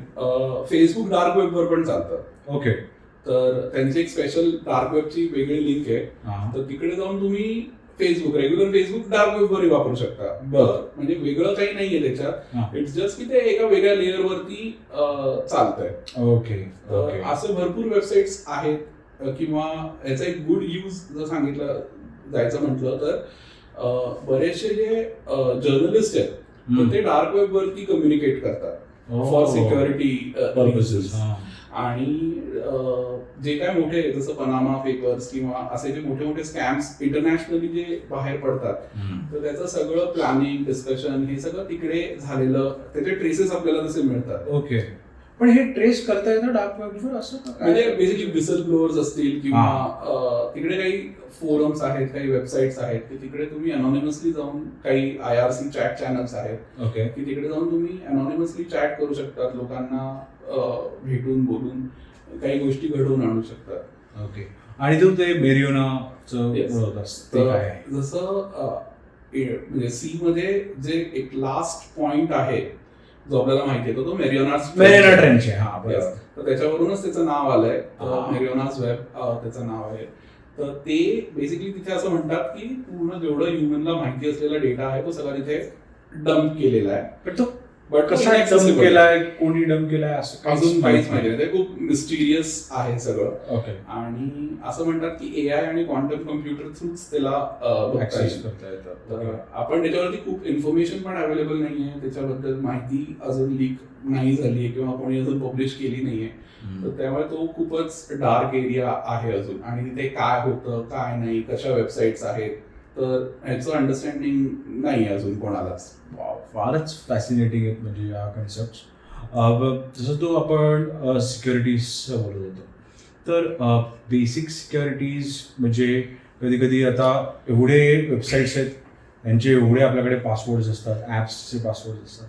तर यासाठी तुझं काय व्ह्यू पॉईंट आहे आणि काय सजेशन असेल आपल्या युजर्ससाठी? तर ह्याच्यात काही गोष्टी ज्या आहेत ना अगदी बेसिक गोष्टी करून आहे ना आपण स्वतःला ह्याच्यात सिक्युअर करू शकतो. ह्याच्यात मेन मुद्दा काय की 90% जेवढे ह्युमन पासवर्ड विचार करू शकतो तेवढे ऑलरेडी एका फाईलमध्ये संग्रहित करून डार्क वेबमध्ये मिळते ती फाईल. अच्छा. आणि हॅकर काय करतात की ते फाईल डाउनलोड करून त्याला ब्रूट फोर्सला लावतात. ब्रूट फोर्स मध्ये काय असतं की बेसिकली ट्रायल अँड एरर असतं. हा पासवर्ड चालतोय का नाही, हा पासवर्ड चालतोय का नाही, तर कुठला ना कुठला पासवर्ड लागून जातो. आणि जे एकदम बेसिक पासवर्ड असतात जसं बरेच लोक पासवर्डला पासवर्डच लिहितात किंवा 1 2 3 4 5 6 लिहितात, स्वतःचं नाव लिहितात किंवा त्यांची बर्थ डेट लिहितात. तर हे पासवर्ड खूप इझिली क्रॅक होतात. आणि जनरली कसं असतं की तुमची एका वेबसाईट जर कुठली हॅक झाली, जनरली वर्डप्रेसमध्ये हॅकिंगचं प्रमाण खूप जास्त आहे. कारण त्याच्यामध्ये एक मेन मुद्दा काय की आज 50% जगातल्या वेबसाईट वर्डप्रेसमध्ये चालू आहेत. तर एक वेबसाईटला जर एक हॅकिंगचं गोष्ट जर वर्क झाली बेसिकली 50% वेबमध्ये वर्क होते. अच्छा. तर त्यामुळे वर्डप्रेसला हॅक करण्याचा हॅकर्सचा कल जास्त आहे. आणि इकडे फ्रीलान्सर्स किंवा जे लो कॉस्ट डेव्हलपमेंट करणारे जे लोक आहेत, म्हणजे freelancers as in exactly freelancers नाही, बट जे लो कॉस्ट डेव्हलपमेंट करतात तर ते काय करतात, 4 पैसे वाचवण्यासाठी नड थीम्स वापरतील किंवा नड प्लगइन्स वापरतील. आणि पहिले 6 महिने वेबसाईट चांगली चालते, त्यांचे पैसे मिळून जातात, सगळं होतं. पण 6 महिन्यानंतर त्या प्लगइन मधला किंवा थीम मधला व्हायरस ऍक्टिव्हेट होतो. तो ती वेबसाईट करप्ट करतोच, प्लस तो इतर वेबसाईटवरती ब्रूट फोर्स अटॅक करत असेल किंवा इतर वेबसाईट्सवरती, म्हणजे त्याच वेबसाईटवरती फिशिंगनी काहीतरी दुसरं दिसेल, फेसबुकचाच पेज उघडेल, तिकडे काही डेटा टाकला तर तो हॅकरकडे जाईल किंवा ICICI बँक किंवा कुठल्या पण बँकेचं बेसिकली ओपन होईल डेटा. आणि ती ओरिजिनल वेबसाईट नसते, पण दिसताना लुक अँड फील वाईज वगैरे एकदम ओरिजिनल वाटते. पण त्याच्यात तुम्ही जो काय डेटा एंटर करता तो एका वेगळ्या डेटाबेस मध्ये सेव्ह होतो आणि नंतर ते युज करू शकतात. व्हेरी सिम्पल, जसं पासवर्ड आणि लॉग इन ते पण. हा, सगळंच. अशा गोष्टी या नड थीम्स मधून या नड प्लगइन मधून येतात. आणि कारण हे ज्या रिक्वायरमेंट तुम्हाला वर्डप्रेस मध्ये हव्या आहेत, जसं थीम हवी आहे फॉर एक्झाम्पल, की तुम्हाला खूप छान दिसणारी थीम हवी आहे, तर ती एका वेबसाईटवरती असेल समजा $69, तुम्हाला $69 वाचवण्यासाठी त्याचं क्रॅक्ड व्हर्जन डाउनलोड करा, सो दॅट ते ₹69 तुमच्या पॉकेटमध्ये येतील. तर हे सध्या खूप चालू आहे बाजारात. आणि त्या माणसाला जे पैसे मिळून जातात तो मोकळा होतो, नंतर तो काही सपोर्ट वगैरे परत ते करत नाही, किंवा ते करायचं असेल तर तो परत मेंटेनन्स चार्ज करतो त्याच्यासाठी. पण त्याच्याने बाकी बऱ्याच लोकांना त्याचा त्रास होतो, किंवा स्पॅमचे ईमेल्स कंटिन्युअसली शूट होत असतात, असे भरपूर गोष्टी त्याच्यात होतात. ओके, एक खूप इम्पॉर्टंट मुद्दा तू टच केलास फ्रीलान्सर्सचा. तर कंपनीज वर्सेस फ्रीलान्सर्स, की क्लायंट्सनी कंपनीजकडे जातात, तर साधारण जर आपण एखादा प्रोजेक्ट 25-30 हजारात देत असू, तशाच तिकडे फ्रीलान्सर्स हे 5,000 देतात. तर हा एक मोठा प्रॉब्लेम असतो एका कुठल्याही मोठ्या एजन्सीला किंवा सॉफ्टवेअर कंपनीला. तर तू हा प्रॉब्लेमला कसं डील करतोस when you are talking to a client, की नाही बाबा तुम्ही आमचं काम घ्या, बट तो म्हणतो नाही बाबा फ्रीलान्सर मला एवढ्याच करून देतोय. पण बघ, का फ्रीलान्सर बरोबर काम करू नये अशा एखाद्या मोठ्या कंपनीनी, आणि का एका कंपनी बरोबर काम करावं? तर बेसिकली फ्रीलान्सर्स असं की ते एक तर मूनलाइटिंग करत असतात किंवा ते फुल टाइम फ्रीलान्सर. मूनलाइटिंग आमच्या व्ह्यूअर्स साठी सांग. ओके, मूनलाइटिंग म्हणजे त्यांचा एक 9 to 7 किंवा 10 to 7 जॉब असतो. पण जॉब झाल्यानंतर रात्रीच्या फ्री वेळामध्ये ते स्वतःचं पर्सनल काम करतात. माझं पर्सनली काही म्हणणं नाही आहे, त्यांनी करावं, 4 पैसे जास्त कमवावे, प्रॉब्लेम तो नाहीये. पण त्याच्यात होतं कसं की अपेक्षित सर्व्हिस जी कस्टमरला देणं आहे ती कुठेतरी कमी होते. बिकॉज कधीतरी त्यांची सकाळी प्रोजेक्ट मीटिंग असते, काहीतरी कस्टमरला त्यांच्या ओरिजिनल कंपनीमध्ये काहीतरी खूप अर्जंट डिलिव्हर करायचं असतं, मग इकडे हा प्रोजेक्ट सफर होतो. तर असं कुठे ना कुठे होतं. आणि म्हणजे फ्रीलान्सर्सचं माझा असा काही पर्सनली विरोध नाहीये की त्यांनी कामच नाही करावं वगैरे, असं काही नाहीये. बट ते ज्या कॉस्टमध्ये काम करतात त्या कॉस्टमध्ये एका कंपनीला काम करणं शक्य नसतं. कारण कंपनी जेव्हा एक प्रोजेक्ट उचलते तर त्याच्यामध्ये कमीत कमी 5-6 लोकांची टीम त्यांना मिळते एका फ्रीलान्सरच्या ऐवजी. हा, आणि ती डिप्लॉय होते, प्रत्येकाचे एक्सपर्टीज त्याच्यामध्ये येतात आणि प्रत्येक जण आपलं आपलं इनपुट टाकतं. आणि मेन काय आहे की लॉन्जिटिव्हिटी जी आहे प्रोजेक्टची ती मेंटेन होते.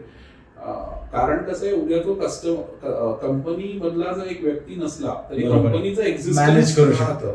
फ्रीलान्सिंग मध्ये कसं आहे की आफ्टर सेल सपोर्ट मिळणं खूप डिफिकल्ट आहे. बरोबर. किंवा बरेचदा असं होतं की फ्रीलान्सर्स कुठेतरी एका पॉइंटला अडकून जातात, त्यांचं नॉलेजची लिमिटेशन्स येतं. किंवा म्हणजे मी छोट्या स्केलवर करतो, मोठे फ्रीलान्सर्स आहेत, दे आर डुईंग एक्सेप्शनली वेल, ते सपोर्टही देतात, सगळं देतात. बट जे नवीन येणारे आहेत आणि त्यांची सिन्स कॉस्ट लो असते त्यामुळे ते सगळ्या गोष्टी पण डिलिव्हर नाही करत. तर त्यांचं आणि आमचं डेफिनेटली कुठे ना कुठे क्लॅशेस होतात.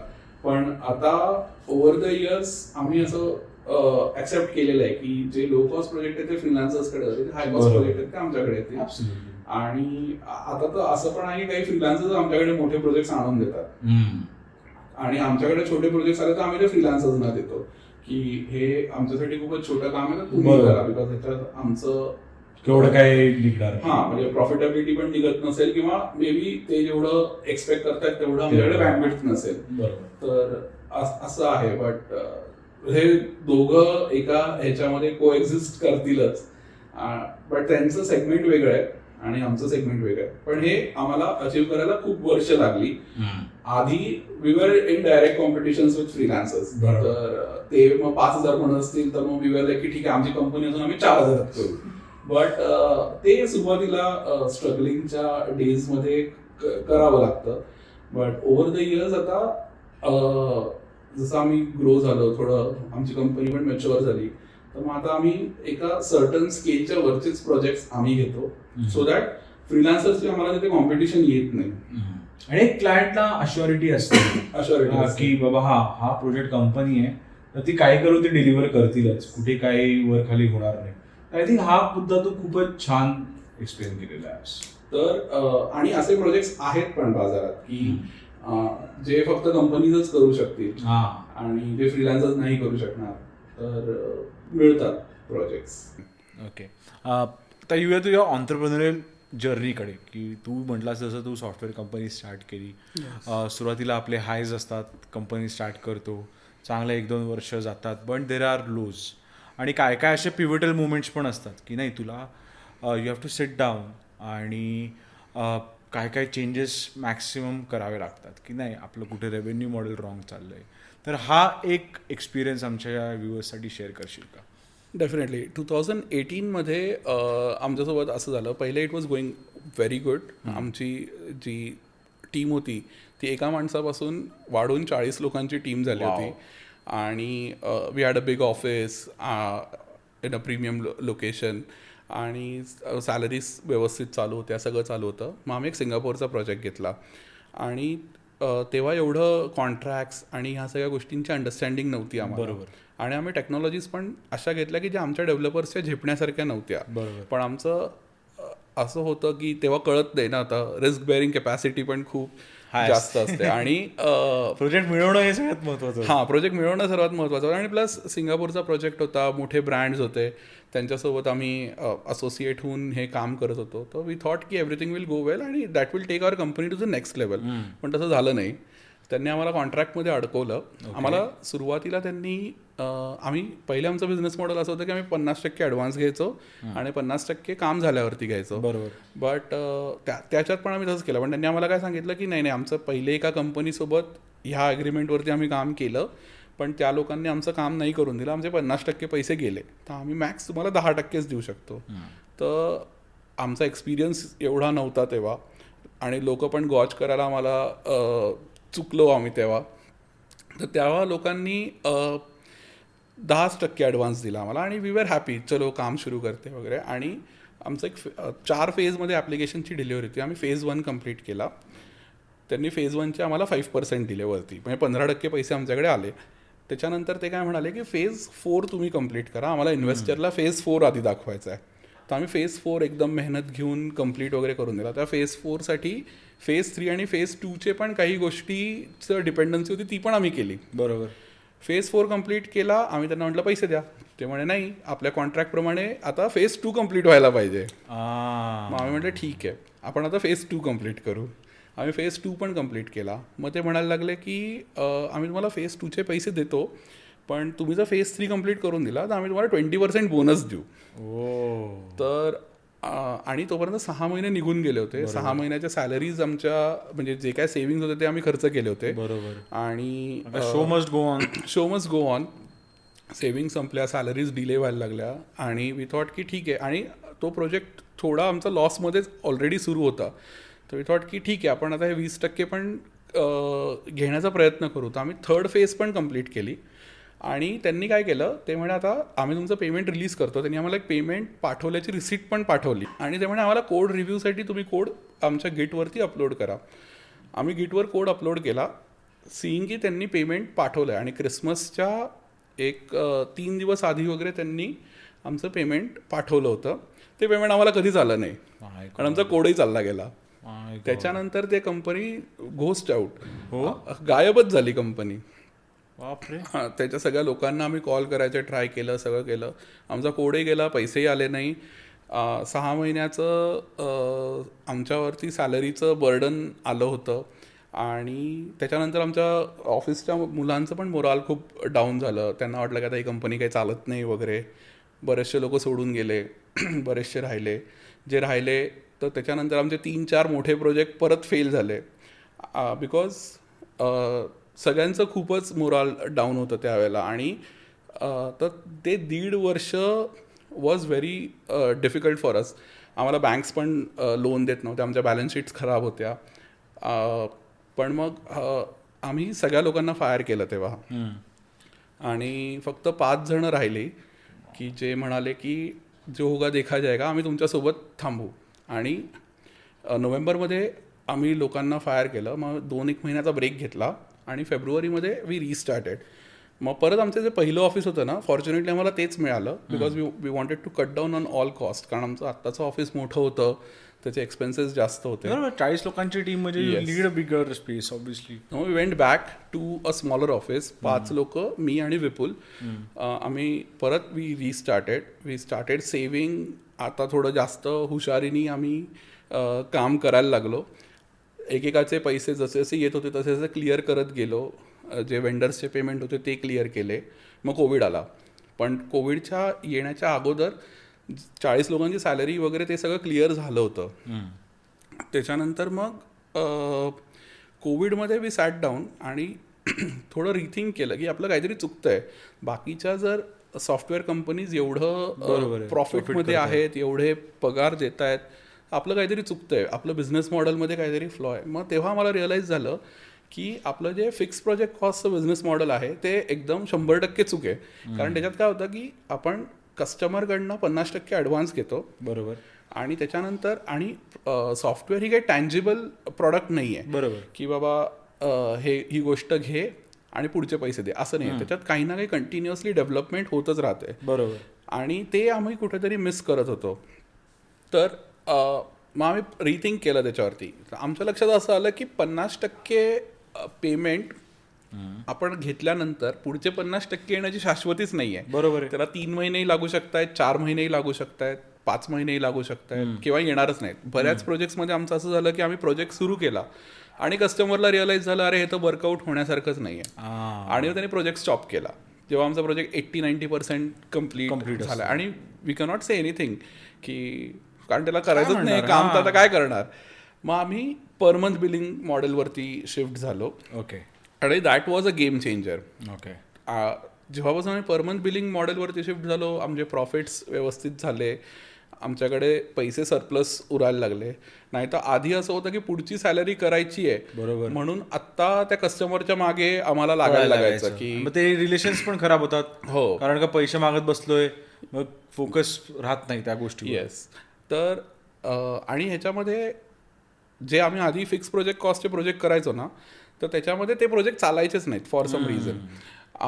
आणि त्याच्यामुळे आम्हाला पुढचं काम पण त्या प्रोजेक्टचं मिळायचं नाही. पण आता जेव्हा मी मंथली बिलिंगवरती शिफ्ट झालो, आता कसं आहे की तो प्रॉडक्ट पण मार्केटमध्ये गेलेला असतो, तो मार्केटमध्ये अनालिसिस करतो की काय चालतंय काय नाही, अकॉर्डिंगली ते आमच्याकडे येतात, ते सांगतात की हे ट्विक करून द्या, ते ट्विक करा. आणि आमचं मंथली बिलिंग पण चालू असतं, कस्टमरचं प्रॉडक्टही कंटिन्युअसली चालू असतं, तोही रेव्हेन्यू जनरेट करतो, आम्ही रेव्हेन्यू जनरेट करतो. बरोबर. तर हे was a game changer for us. म्हणजे एक्स अमाऊंटचं जर प्रोजेक्ट असेल तर ती एक्स अमाऊंट त्यांना पर मंथ नाही, तसं नाही.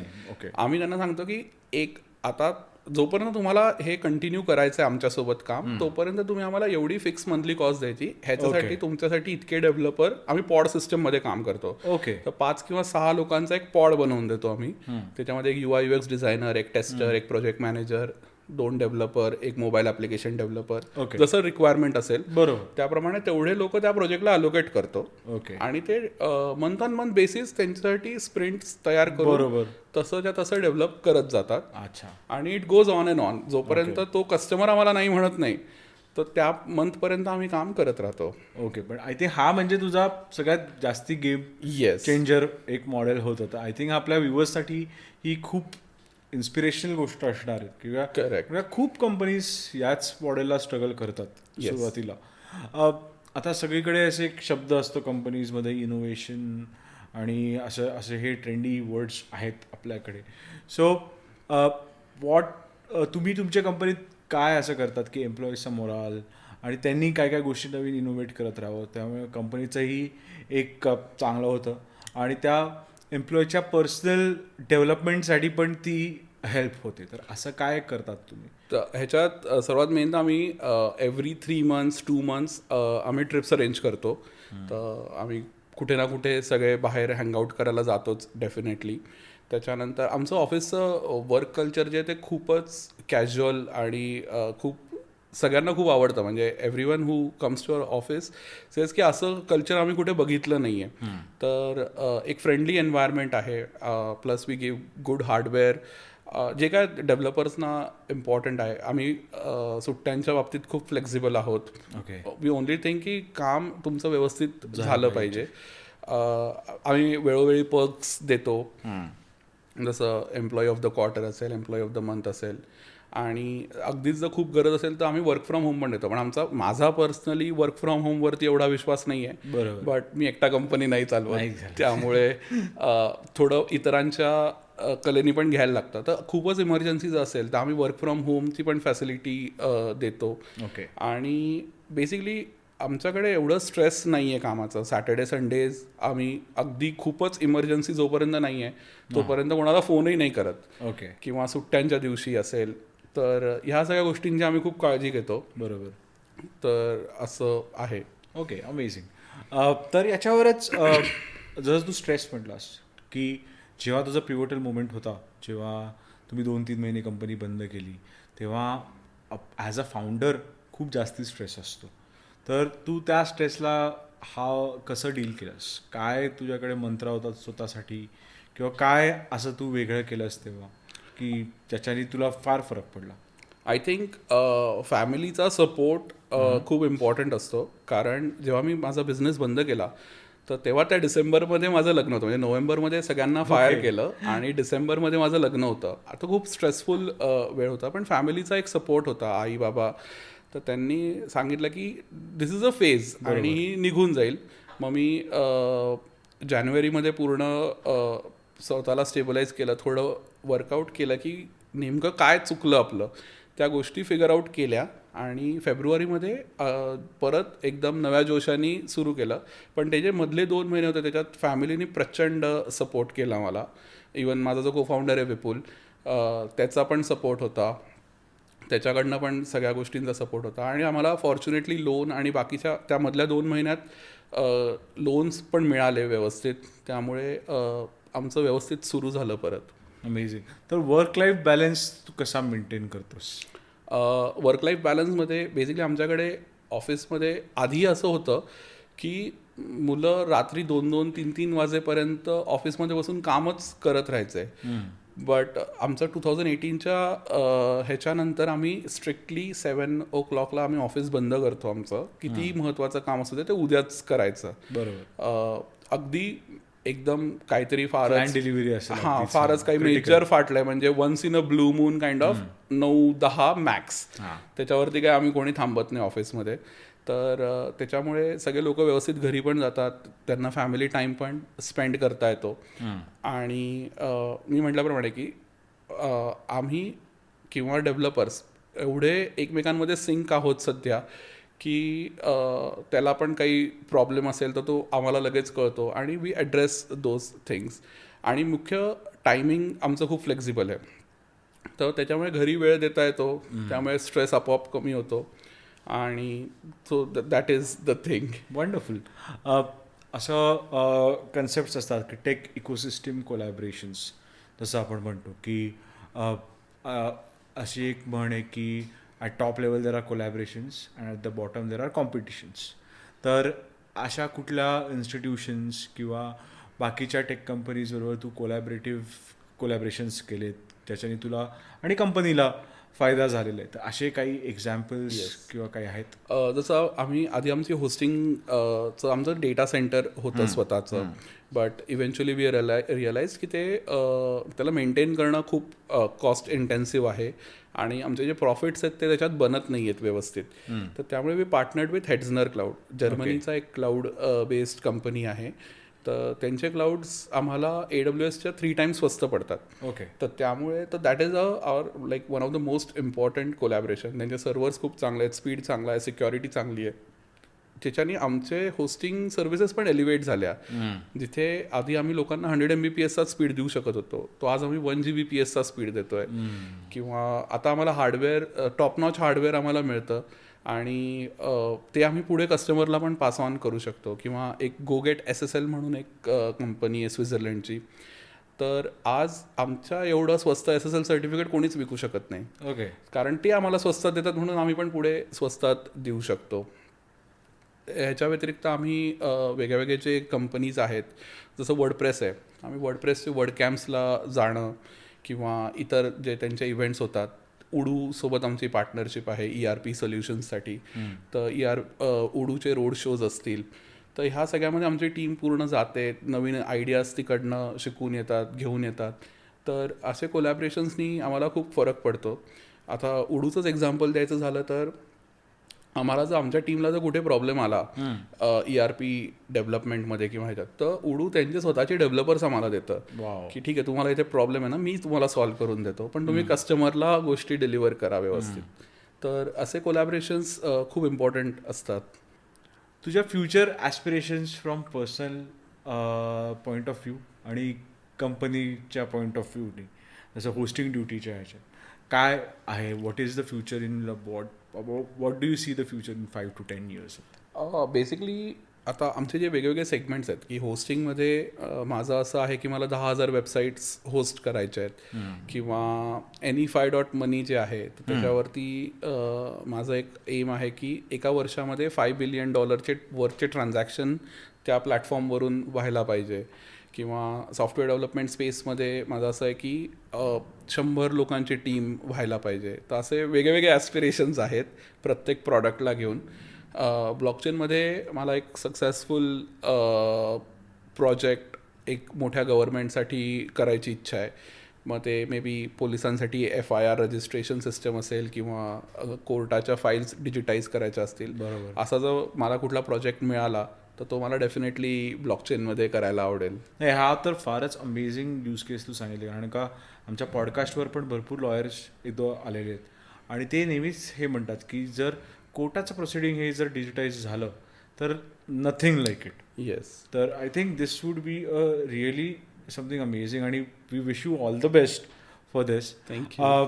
नेटवर्किंग हा एक खूप महत्त्वाचा ॲस्पेक्ट असतो फॉर एनी बिझनेस ओनर.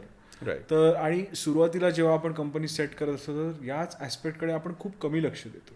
तर तुझा व्ह्यू पॉईंट काय आहे नेटवर्किंग बाबतीत? I think networking as we go forward तर तुम्हाला लोक भेटत जातात.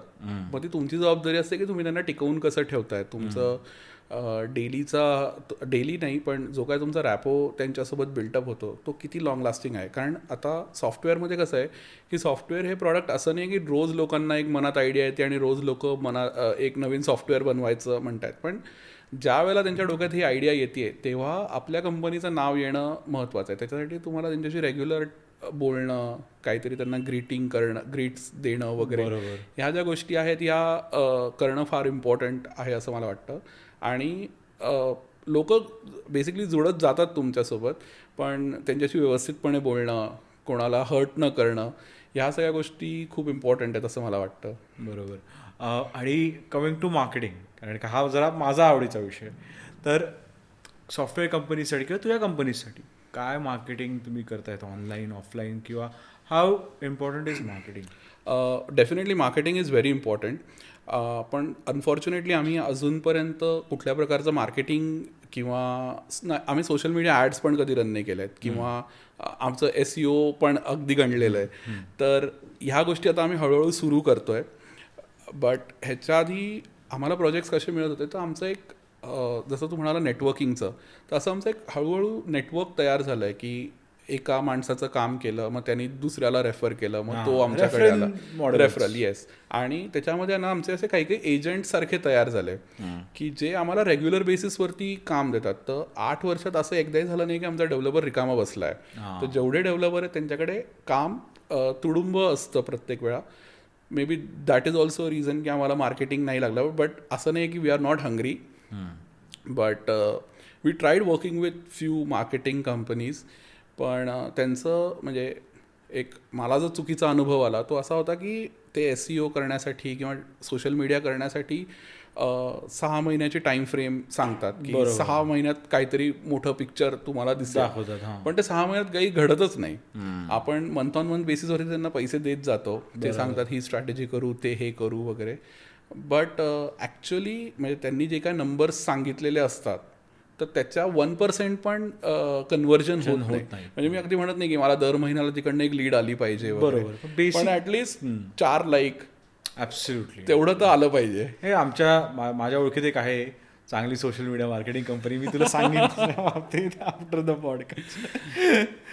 पण कमिंग बॅक टू हे, तर in this journey of being an entrepreneur अशा काय व्हॅल्यूज तू जोपासल्या आहेत किंवा काय शिकल्यास किंवा असं काय तुला वाटलेलं की नाही यार हे पूर्वी कळलं असतं तर जास्त बेटर झालं असतं, असं anything, it can be anything. जसं मी म्हटलं की बिझनेस मॉडेल जे आहे हे जर आम्हाला खूप आधी कळलं असतं ना तर we would have been at a better place.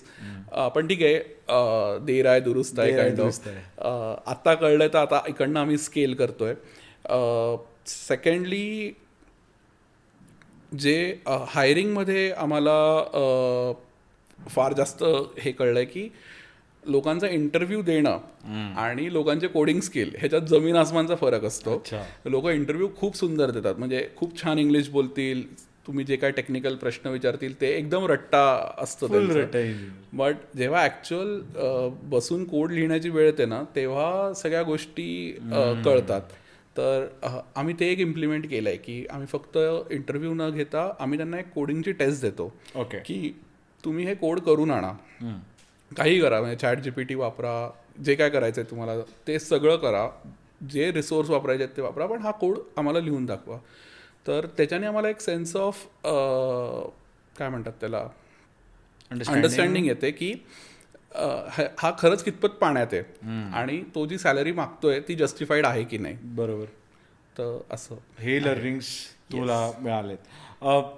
जसं आपण म्हटलं की जसं तू ChatGPT आता मेन्शन केलंस, तर आजकाल खूप मोठा स्केअर आहे मार्केटमध्ये की अरे AI आलं आहे, ChatGPT आलं आहे, तर आमचे जॉब सिक्युअर्ड आहेत का, किंवा काय पुढे मशीन्सच लागणार आहेत तर बहुतेक 15 जणांचं काम 5 डेव्हलपर करतील. तर या सिच्युएशनला तू कसं बघतोस, काय तुला आमच्या व्ह्यूअर्सला सांगायला? मला असं वाटतं की ChatGPTशी किंवा जे काय नवीन AI टूल्स येतील त्याला एवढं घाबरण्याची काही गरज नाही आहे. बिकॉज जे एक ह्युमन ॲक्युमेन लागतं एक कोड लिहायला ते अजून AI मध्ये आलं नाही आणि आय डोंट थिंक की ते नेक्स्ट डेकेडपर्यंत पण येईल. ओके. ChatGPT कुठले कोड लिहू शकतो जे ऑलरेडी इंटरनेटवरती अवेलेबल आहेत. बरोबर. की मला समजा एक लॉग इन फॉर्म बनवून हवा आहे तर तो लॉग इन फॉर्मचा मला एक बेसिक कोड लिहून देईल. पण आपल्या कस्टमरच्या ज्या रिक्वायरमेंट असतात ना त्याच्या फार पलीकडे असतात. तर त्याच्यासाठी एक ह्युमन ॲक्युमेन डेफिनेटली लागतं. Definitely it's a good tool. तुम्ही रेग्युलर कोडिंगमध्ये त्याचा वापर डेफिनेटली केलाच पाहिजे. बट आणि अजून एक मुद्दा असा आहे की जसं आम्ही शॉपिफाय खूप डेव्हलप करतो, शॉपिफायसाठी आम्ही कस्टम ॲप्स बनवतो. तर शॉपिफायचं कसं आहे की एव्हरी 3 मंथ्स ते नवीन APIs घेऊन येतात, नवीन त्यांच्या कोडमध्ये रिफॅक्टरिंग करतात. बरोबर. आता शॉपिफायसाठी आम्हाला ChatGPTवरती कोडच मिळत नाही, कारण ChatGPT इव्हन आमचं प्रीमियम अकाउंट जरी आहे तर 2022 पर्यंतच डेटा आहे त्याच्याकडे. तर जे आज चालू आहे ते ChatGPTकडे नाहीच आहे. मग त्याच्यासाठी आम्हाला स्टॅक ओव्हरफ्लो किंवा इतर जे रेग्युलर प्लॅटफॉर्म्स आहेत तिकडेच हेल्प घ्यावी लागते. बट जे रेग्युलर कोड्स आहेत ते तुम्ही डेफिनेटली ChatGPTतून करू शकतात. आणि ChatGPT कसं तुम्ही कोडचे स्निपेट्स बनवू शकतात, पण तुम्ही पूर्ण असं त्याला लिहून दिलं की हा बाबा मला एक स्विगीसारखं ॲप बनवून दे तर ते त्याला नाही होऊ शकत. पण तुम्ही त्यातले छोटे छोटे मॉड्यूल्स त्याच्याकडनं तुमचं काम सोपं करण्यासाठी काढू शकतात. ओके. आता ॲप्स, आता जसं आपण बघतो जे फोनवर ॲप्स वगैरे आहेत, तर ॲप्सचं फ्युचर काय आहे, काय तुला काय असं इन्साइट्स आहेत का आमच्या व्ह्यूअर्ससाठी? ॲप्स डेफिनेटली खूप वेळ राहणार आहेत बाजारात, पण लोकांनी आहे ना हे समजून घ्यायला पाहिजे की त्यांचं प्रॉडक्ट जे आहे ते ॲपवरती आहे का वेबसाईटवरती आहे. कारण बऱ्याच प्रॉडक्ट्स असे असतात की एक तर लोक आहे ना ॲप डाउनलोड करायला खूप कंटाळा करतात आणि ॲप बनवायला एक वेगळे एफर्ट्स वेगळं सगळं लागतं, त्याचं एक वेगळं SEO असतं ॲप्सचं. आणि तर त्यामुळे प्रत्येकच गोष्टीचा ॲप नाही बनवू शकत. तर काही गोष्टी ह्या वेबसाईटवरती खूप जास्त सोप्या पद्धतीने तुम्हाला सेल करता येऊ शकतात. बरोबर. तर पण कसं आहे, लोकांच्या मनात कसं फॅड असतं की ॲपच पाहिजे. एक्झाम्पल द्यायचं झालं तर मंदिराची वेबसाईट आहे, तर मंदिराला ॲपची काही रिक्वायरमेंट नाही आहे बेसिकली, कारण त्यांना फक्त डोनेशन करायचं आहे किंवा ऑनलाईन पूजा बिजा. ऑनलाईन पूजा असेल ती पण युट्यूब स्ट्रीम करू शकतात ते, त्याचं ॲपचं काही घेणं देणं नाही. पण त्यांचं असतं की नाही आम्हाला ॲपच हवं आहे. तर असं नसलं पाहिजे. तर आम्ही ते लोकांना अपफ्रंट सांगतो की बघा तुम्हाला ॲपची गरज नाही आहे, तुमचं हे काम वेबसाईटवरती, आणि वेबसाईट पण रिस्पॉन्सिव्ह बनतात. बरोबर. त्या इव्हेंच्युअली व्हॉट्सॲपवर इकडे तिकडे लिंक पाठवणं जास्त सोपं आहे रॅदर दॅन कोणाला तरी सांगायचं प्ले स्टोअरवरून डाउनलोड कर, मग साईनअप कर, मग डोनेशन दे. तर असं आहे. तर आत्ताचे जे इंजिनियर्स आहेत, जे आता इंजिनिअरिंग करतायत किंवा जस्ट इंजिनियर झालेले आहेत आणि त्यांना स्वतःची सॉफ्टवेअर कंपनी करायची असते, खूप मोस्टली आता जसा ट्रेंड शिफ्ट आहे, आता सगळ्यांना everybody wants to be a business owner than working for business. तर त्यांच्यासाठी काय तू ॲडवाईस करशील? मला असं वाटतं की डेफिनेटली ज्याला शक्य आहे त्या प्रत्येकाने बिझनेसमध्ये यायलाच पाहिजे. बिकॉज त्याच्यामध्ये जे फ्रीडम आहे, त्याच्यामध्ये जे एक्सपिरियन्सेस आहेत, तर ते तुम्हाला एका रेग्युलर जॉबमध्ये नाही मिळत. बिकॉज वेन यू स्टार्ट तर तुम्हाला सगळ्याच गोष्टी तुम्हालाच मॅनेज करायच्या आहेत. त्याच्यामध्ये अगदी तुमच्या ऑफिसमध्ये झाडू मारण्यासाठी जो माणूस येतोय त्या माणसापासून तर जो तुमचा डेव्हलपर आहे किंवा तुमचा HR आहे, त्याच्यापर्यंत सगळ्यांना मॅनेज करायचं आहे. तुम्हाला बिलं भरायची आहेत, तुम्हाला कस्टमरकडनं पेमेंट आणायची आहेत, नवीन कामं घेऊन यायची आहेत. तर हे सगळे जे डायमेन्शन्स आहेत, तर हे जॉबमध्ये तुम्हाला सगळे एक्सप्लोअर नाही करता येत. आणि त्याच्यातून पण एक माणसाचं एक पर्स्पेक्टिव्ह पण बिल्ड होतं, एक पर्सनॅलिटी पण बिल्ड होते की अच्छा मी हे पण करू शकतो, अच्छा मी ते पण करू शकतो. आता आधी मला माहित नव्हतं की मी गोष्टी चांगल्या विकू शकतो, but over the years I have understood की मला पिच चांगलं सेल्समॅन पण आहे, एक सेल्समन पण आहे, आणि मी मला जे काय विकायचं आहे ते मी विकून येऊ शकतो. तर ह्या सगळ्या गोष्टी आपल्याला ओव्हर द इयर्स हळूहळू कळायला लागतात. तर तू काय ॲडवाईस करशील ज्या लोकांना जे येत आहेत त्या फील्डमध्ये? डेफिनेटली या, बट मी जसं मूर्खपणा केला तसा करू नका. तर come with a proper business plan ABC घ्या. आता आमचं पूर्ण बूटस्ट्रॅप्ड होता बिझनेस, पण आता फंडिंगचे ऑप्शन्स अवेलेबल आहेत किंवा गव्हर्नमेंटच्या स्कीम्स पण खूप अवेलेबल आहेत. आम्ही एकही स्कीम घेतली नाही किंवा आम्ही फंडिंग उचलली नाही कुठून एक्सेप्ट लोन्स. तर तुमच्या बिझनेसला काय सूट होतंय ना ते थोडं ब्रेनस्टॉर्म करून बघा आणि अकॉर्डिंगली घ्या. म्हणजे तुमचं जे सुरुवातीचे स्ट्रगल्स आहेत ना ते तुमचे स्किप होतील आणि तुम्हाला स्केल करायला खूप जास्त सोपं जाईल. बरोबर. तर हे ऑप्शन्स एक्सप्लोर करा. 6 महिने ऍटलीस्ट ब्रेनस्टॉर्म करा, काय होऊ शकतं काय होऊ शकत नाही, देन यू स्टार्ट. ओके. आणि सध्या थोडासा असा पण ट्रेंड आहे की खूपशी लोक विदाऊट जॉब बिझनेस करायला, आणि मग ते ऑब्व्हियसली बिकॉज एक्सपिरियन्स नाही आहे जॉबचा, त्यामुळे खूप जास्ती हार्ड वेने शिकतात. तर जॉब किती महत्वाचा आहे किंवा इंटर्नशिप्स या किती महत्वाच्या आहेत? मी पण बेसिकली जॉब न करताच केलं, त्यामुळे I also faced a hard time setting up everything. But त्याच्यामध्ये कसं आहे की तुम्हाला डोमेन स्पेसिफिक नॉलेज जर आधीपासून असेल तर I don't think job is required. जसं मी आधीपासून वर्डप्रेस करायचो, तर त्यामुळे माझ्याकडे तो एक एक्सपिरियन्स होता की कस्टमरला कशी चांगली वेबसाईट देता येईल. पण तुझ्याकडे ते नसेल तर डेफिनेटली पहिले जॉब करा, गेट होल्ड ऑफ थिंग्स की ज्या तुम्हाला बेसिकली विकायच्या आहेत की, तर त्याचं सगळं तुम्ही नॉलेज आधी घ्या आणि मग मार्केटमध्ये उतरा. सो दॅट तो एक लर्निंग कर्व पण कमी होतो आणि मग तुम्ही त्याच्यात काय जास्त चांगलं देऊ शकता ते तुम्ही दिलं पाहिजे. ओके. सिन्स तुझा बिझनेस आणि तुझं इंजिनिअरिंग पुण्यात झालेलं आहे, तर व्हाय पुणे आणि पुण्याची इकोसिस्टमनी हे तुला काय पुण्याच्या बाबतीत तुला आवडलं, आणि व्हाय नॉट बँगलोर और मुंबई और any other IT hub that is steel present in India? तर पुण्यात असं काय वैशिष्ट्य? बेसिकली 2-3 गोष्टी पुण्याच्या ज्या आहेत त्या आहे की एक तर बँगलोरपेक्षा ट्रॅफिक कमी आहे, बरोबर. वेदर इज गुड, आणि इकडे पण तुम्हाला सेम बँगलोरचे डेव्हलपर्स मिळतात. I won't consider Mumbai, because मुंबईमध्ये मॅन्युफॅक्चरिंग आणि तो जास्त हे आहे, प्लस जागेचे भाव प्रचंड आहेत. म्हणजे इव्हन मला जर एक जागा रेंट करायची आहे तो आय नीड अ फॉर्च्यून. तर पुण्यामध्ये जागा स्वस्त आहे, लाईट वगैरेचा काही प्रॉब्लेम नाही आहे. बँगलोरमध्ये ट्रॅफिक एक मेजर इश्यू आहे. सेकंडली सॅलरीज मोठा इश्यू आहे. बरोबर. तिकडे डेव्हलपर्स खूप स्किल्ड आहेत, पण मग त्यांच्या सॅलरीज पण तशा आहेत. बरोबर. आणि पुण्यामध्ये मी इंजिनिअरिंग केलं तर बरेच वर्ष होतो, तर इकडे थोडे कॉन्टॅक्ट झाले होते. म्हणजे 4 लोकांना ओळखत होतो मी पुण्यामध्ये. त्यामुळे इकडे सेटअप करणं थोडं मला इझी वाटलं. आणि म्हणजे गोइंग टू फॉरेन स्टेट, कर्नाटकामध्ये त्यांची भाषा कळत नाही, त्यांचं फूड वेगळं आहे, तर त्यामुळे मला असं वाटलं की पुण्यामध्ये हे सगळं आहे इझिली अवेलेबल, तर वाय नॉट हिअर. आणि इकडे डेव्हलपर्स आहेत, इथे मोठ्या मोठ्या IT कंपनीज आहेत, IT-चं हब पुण्याला म्हटलं जातं. तर त्यामुळे इकडे रिसोर्सेस आहेत आणि ते बऱ्यापैकी स्वस्त आटोक्यात आहेत. त्यामुळे इथे डेफिनेटली सेटअप करणं मेक सेन्स. ओके.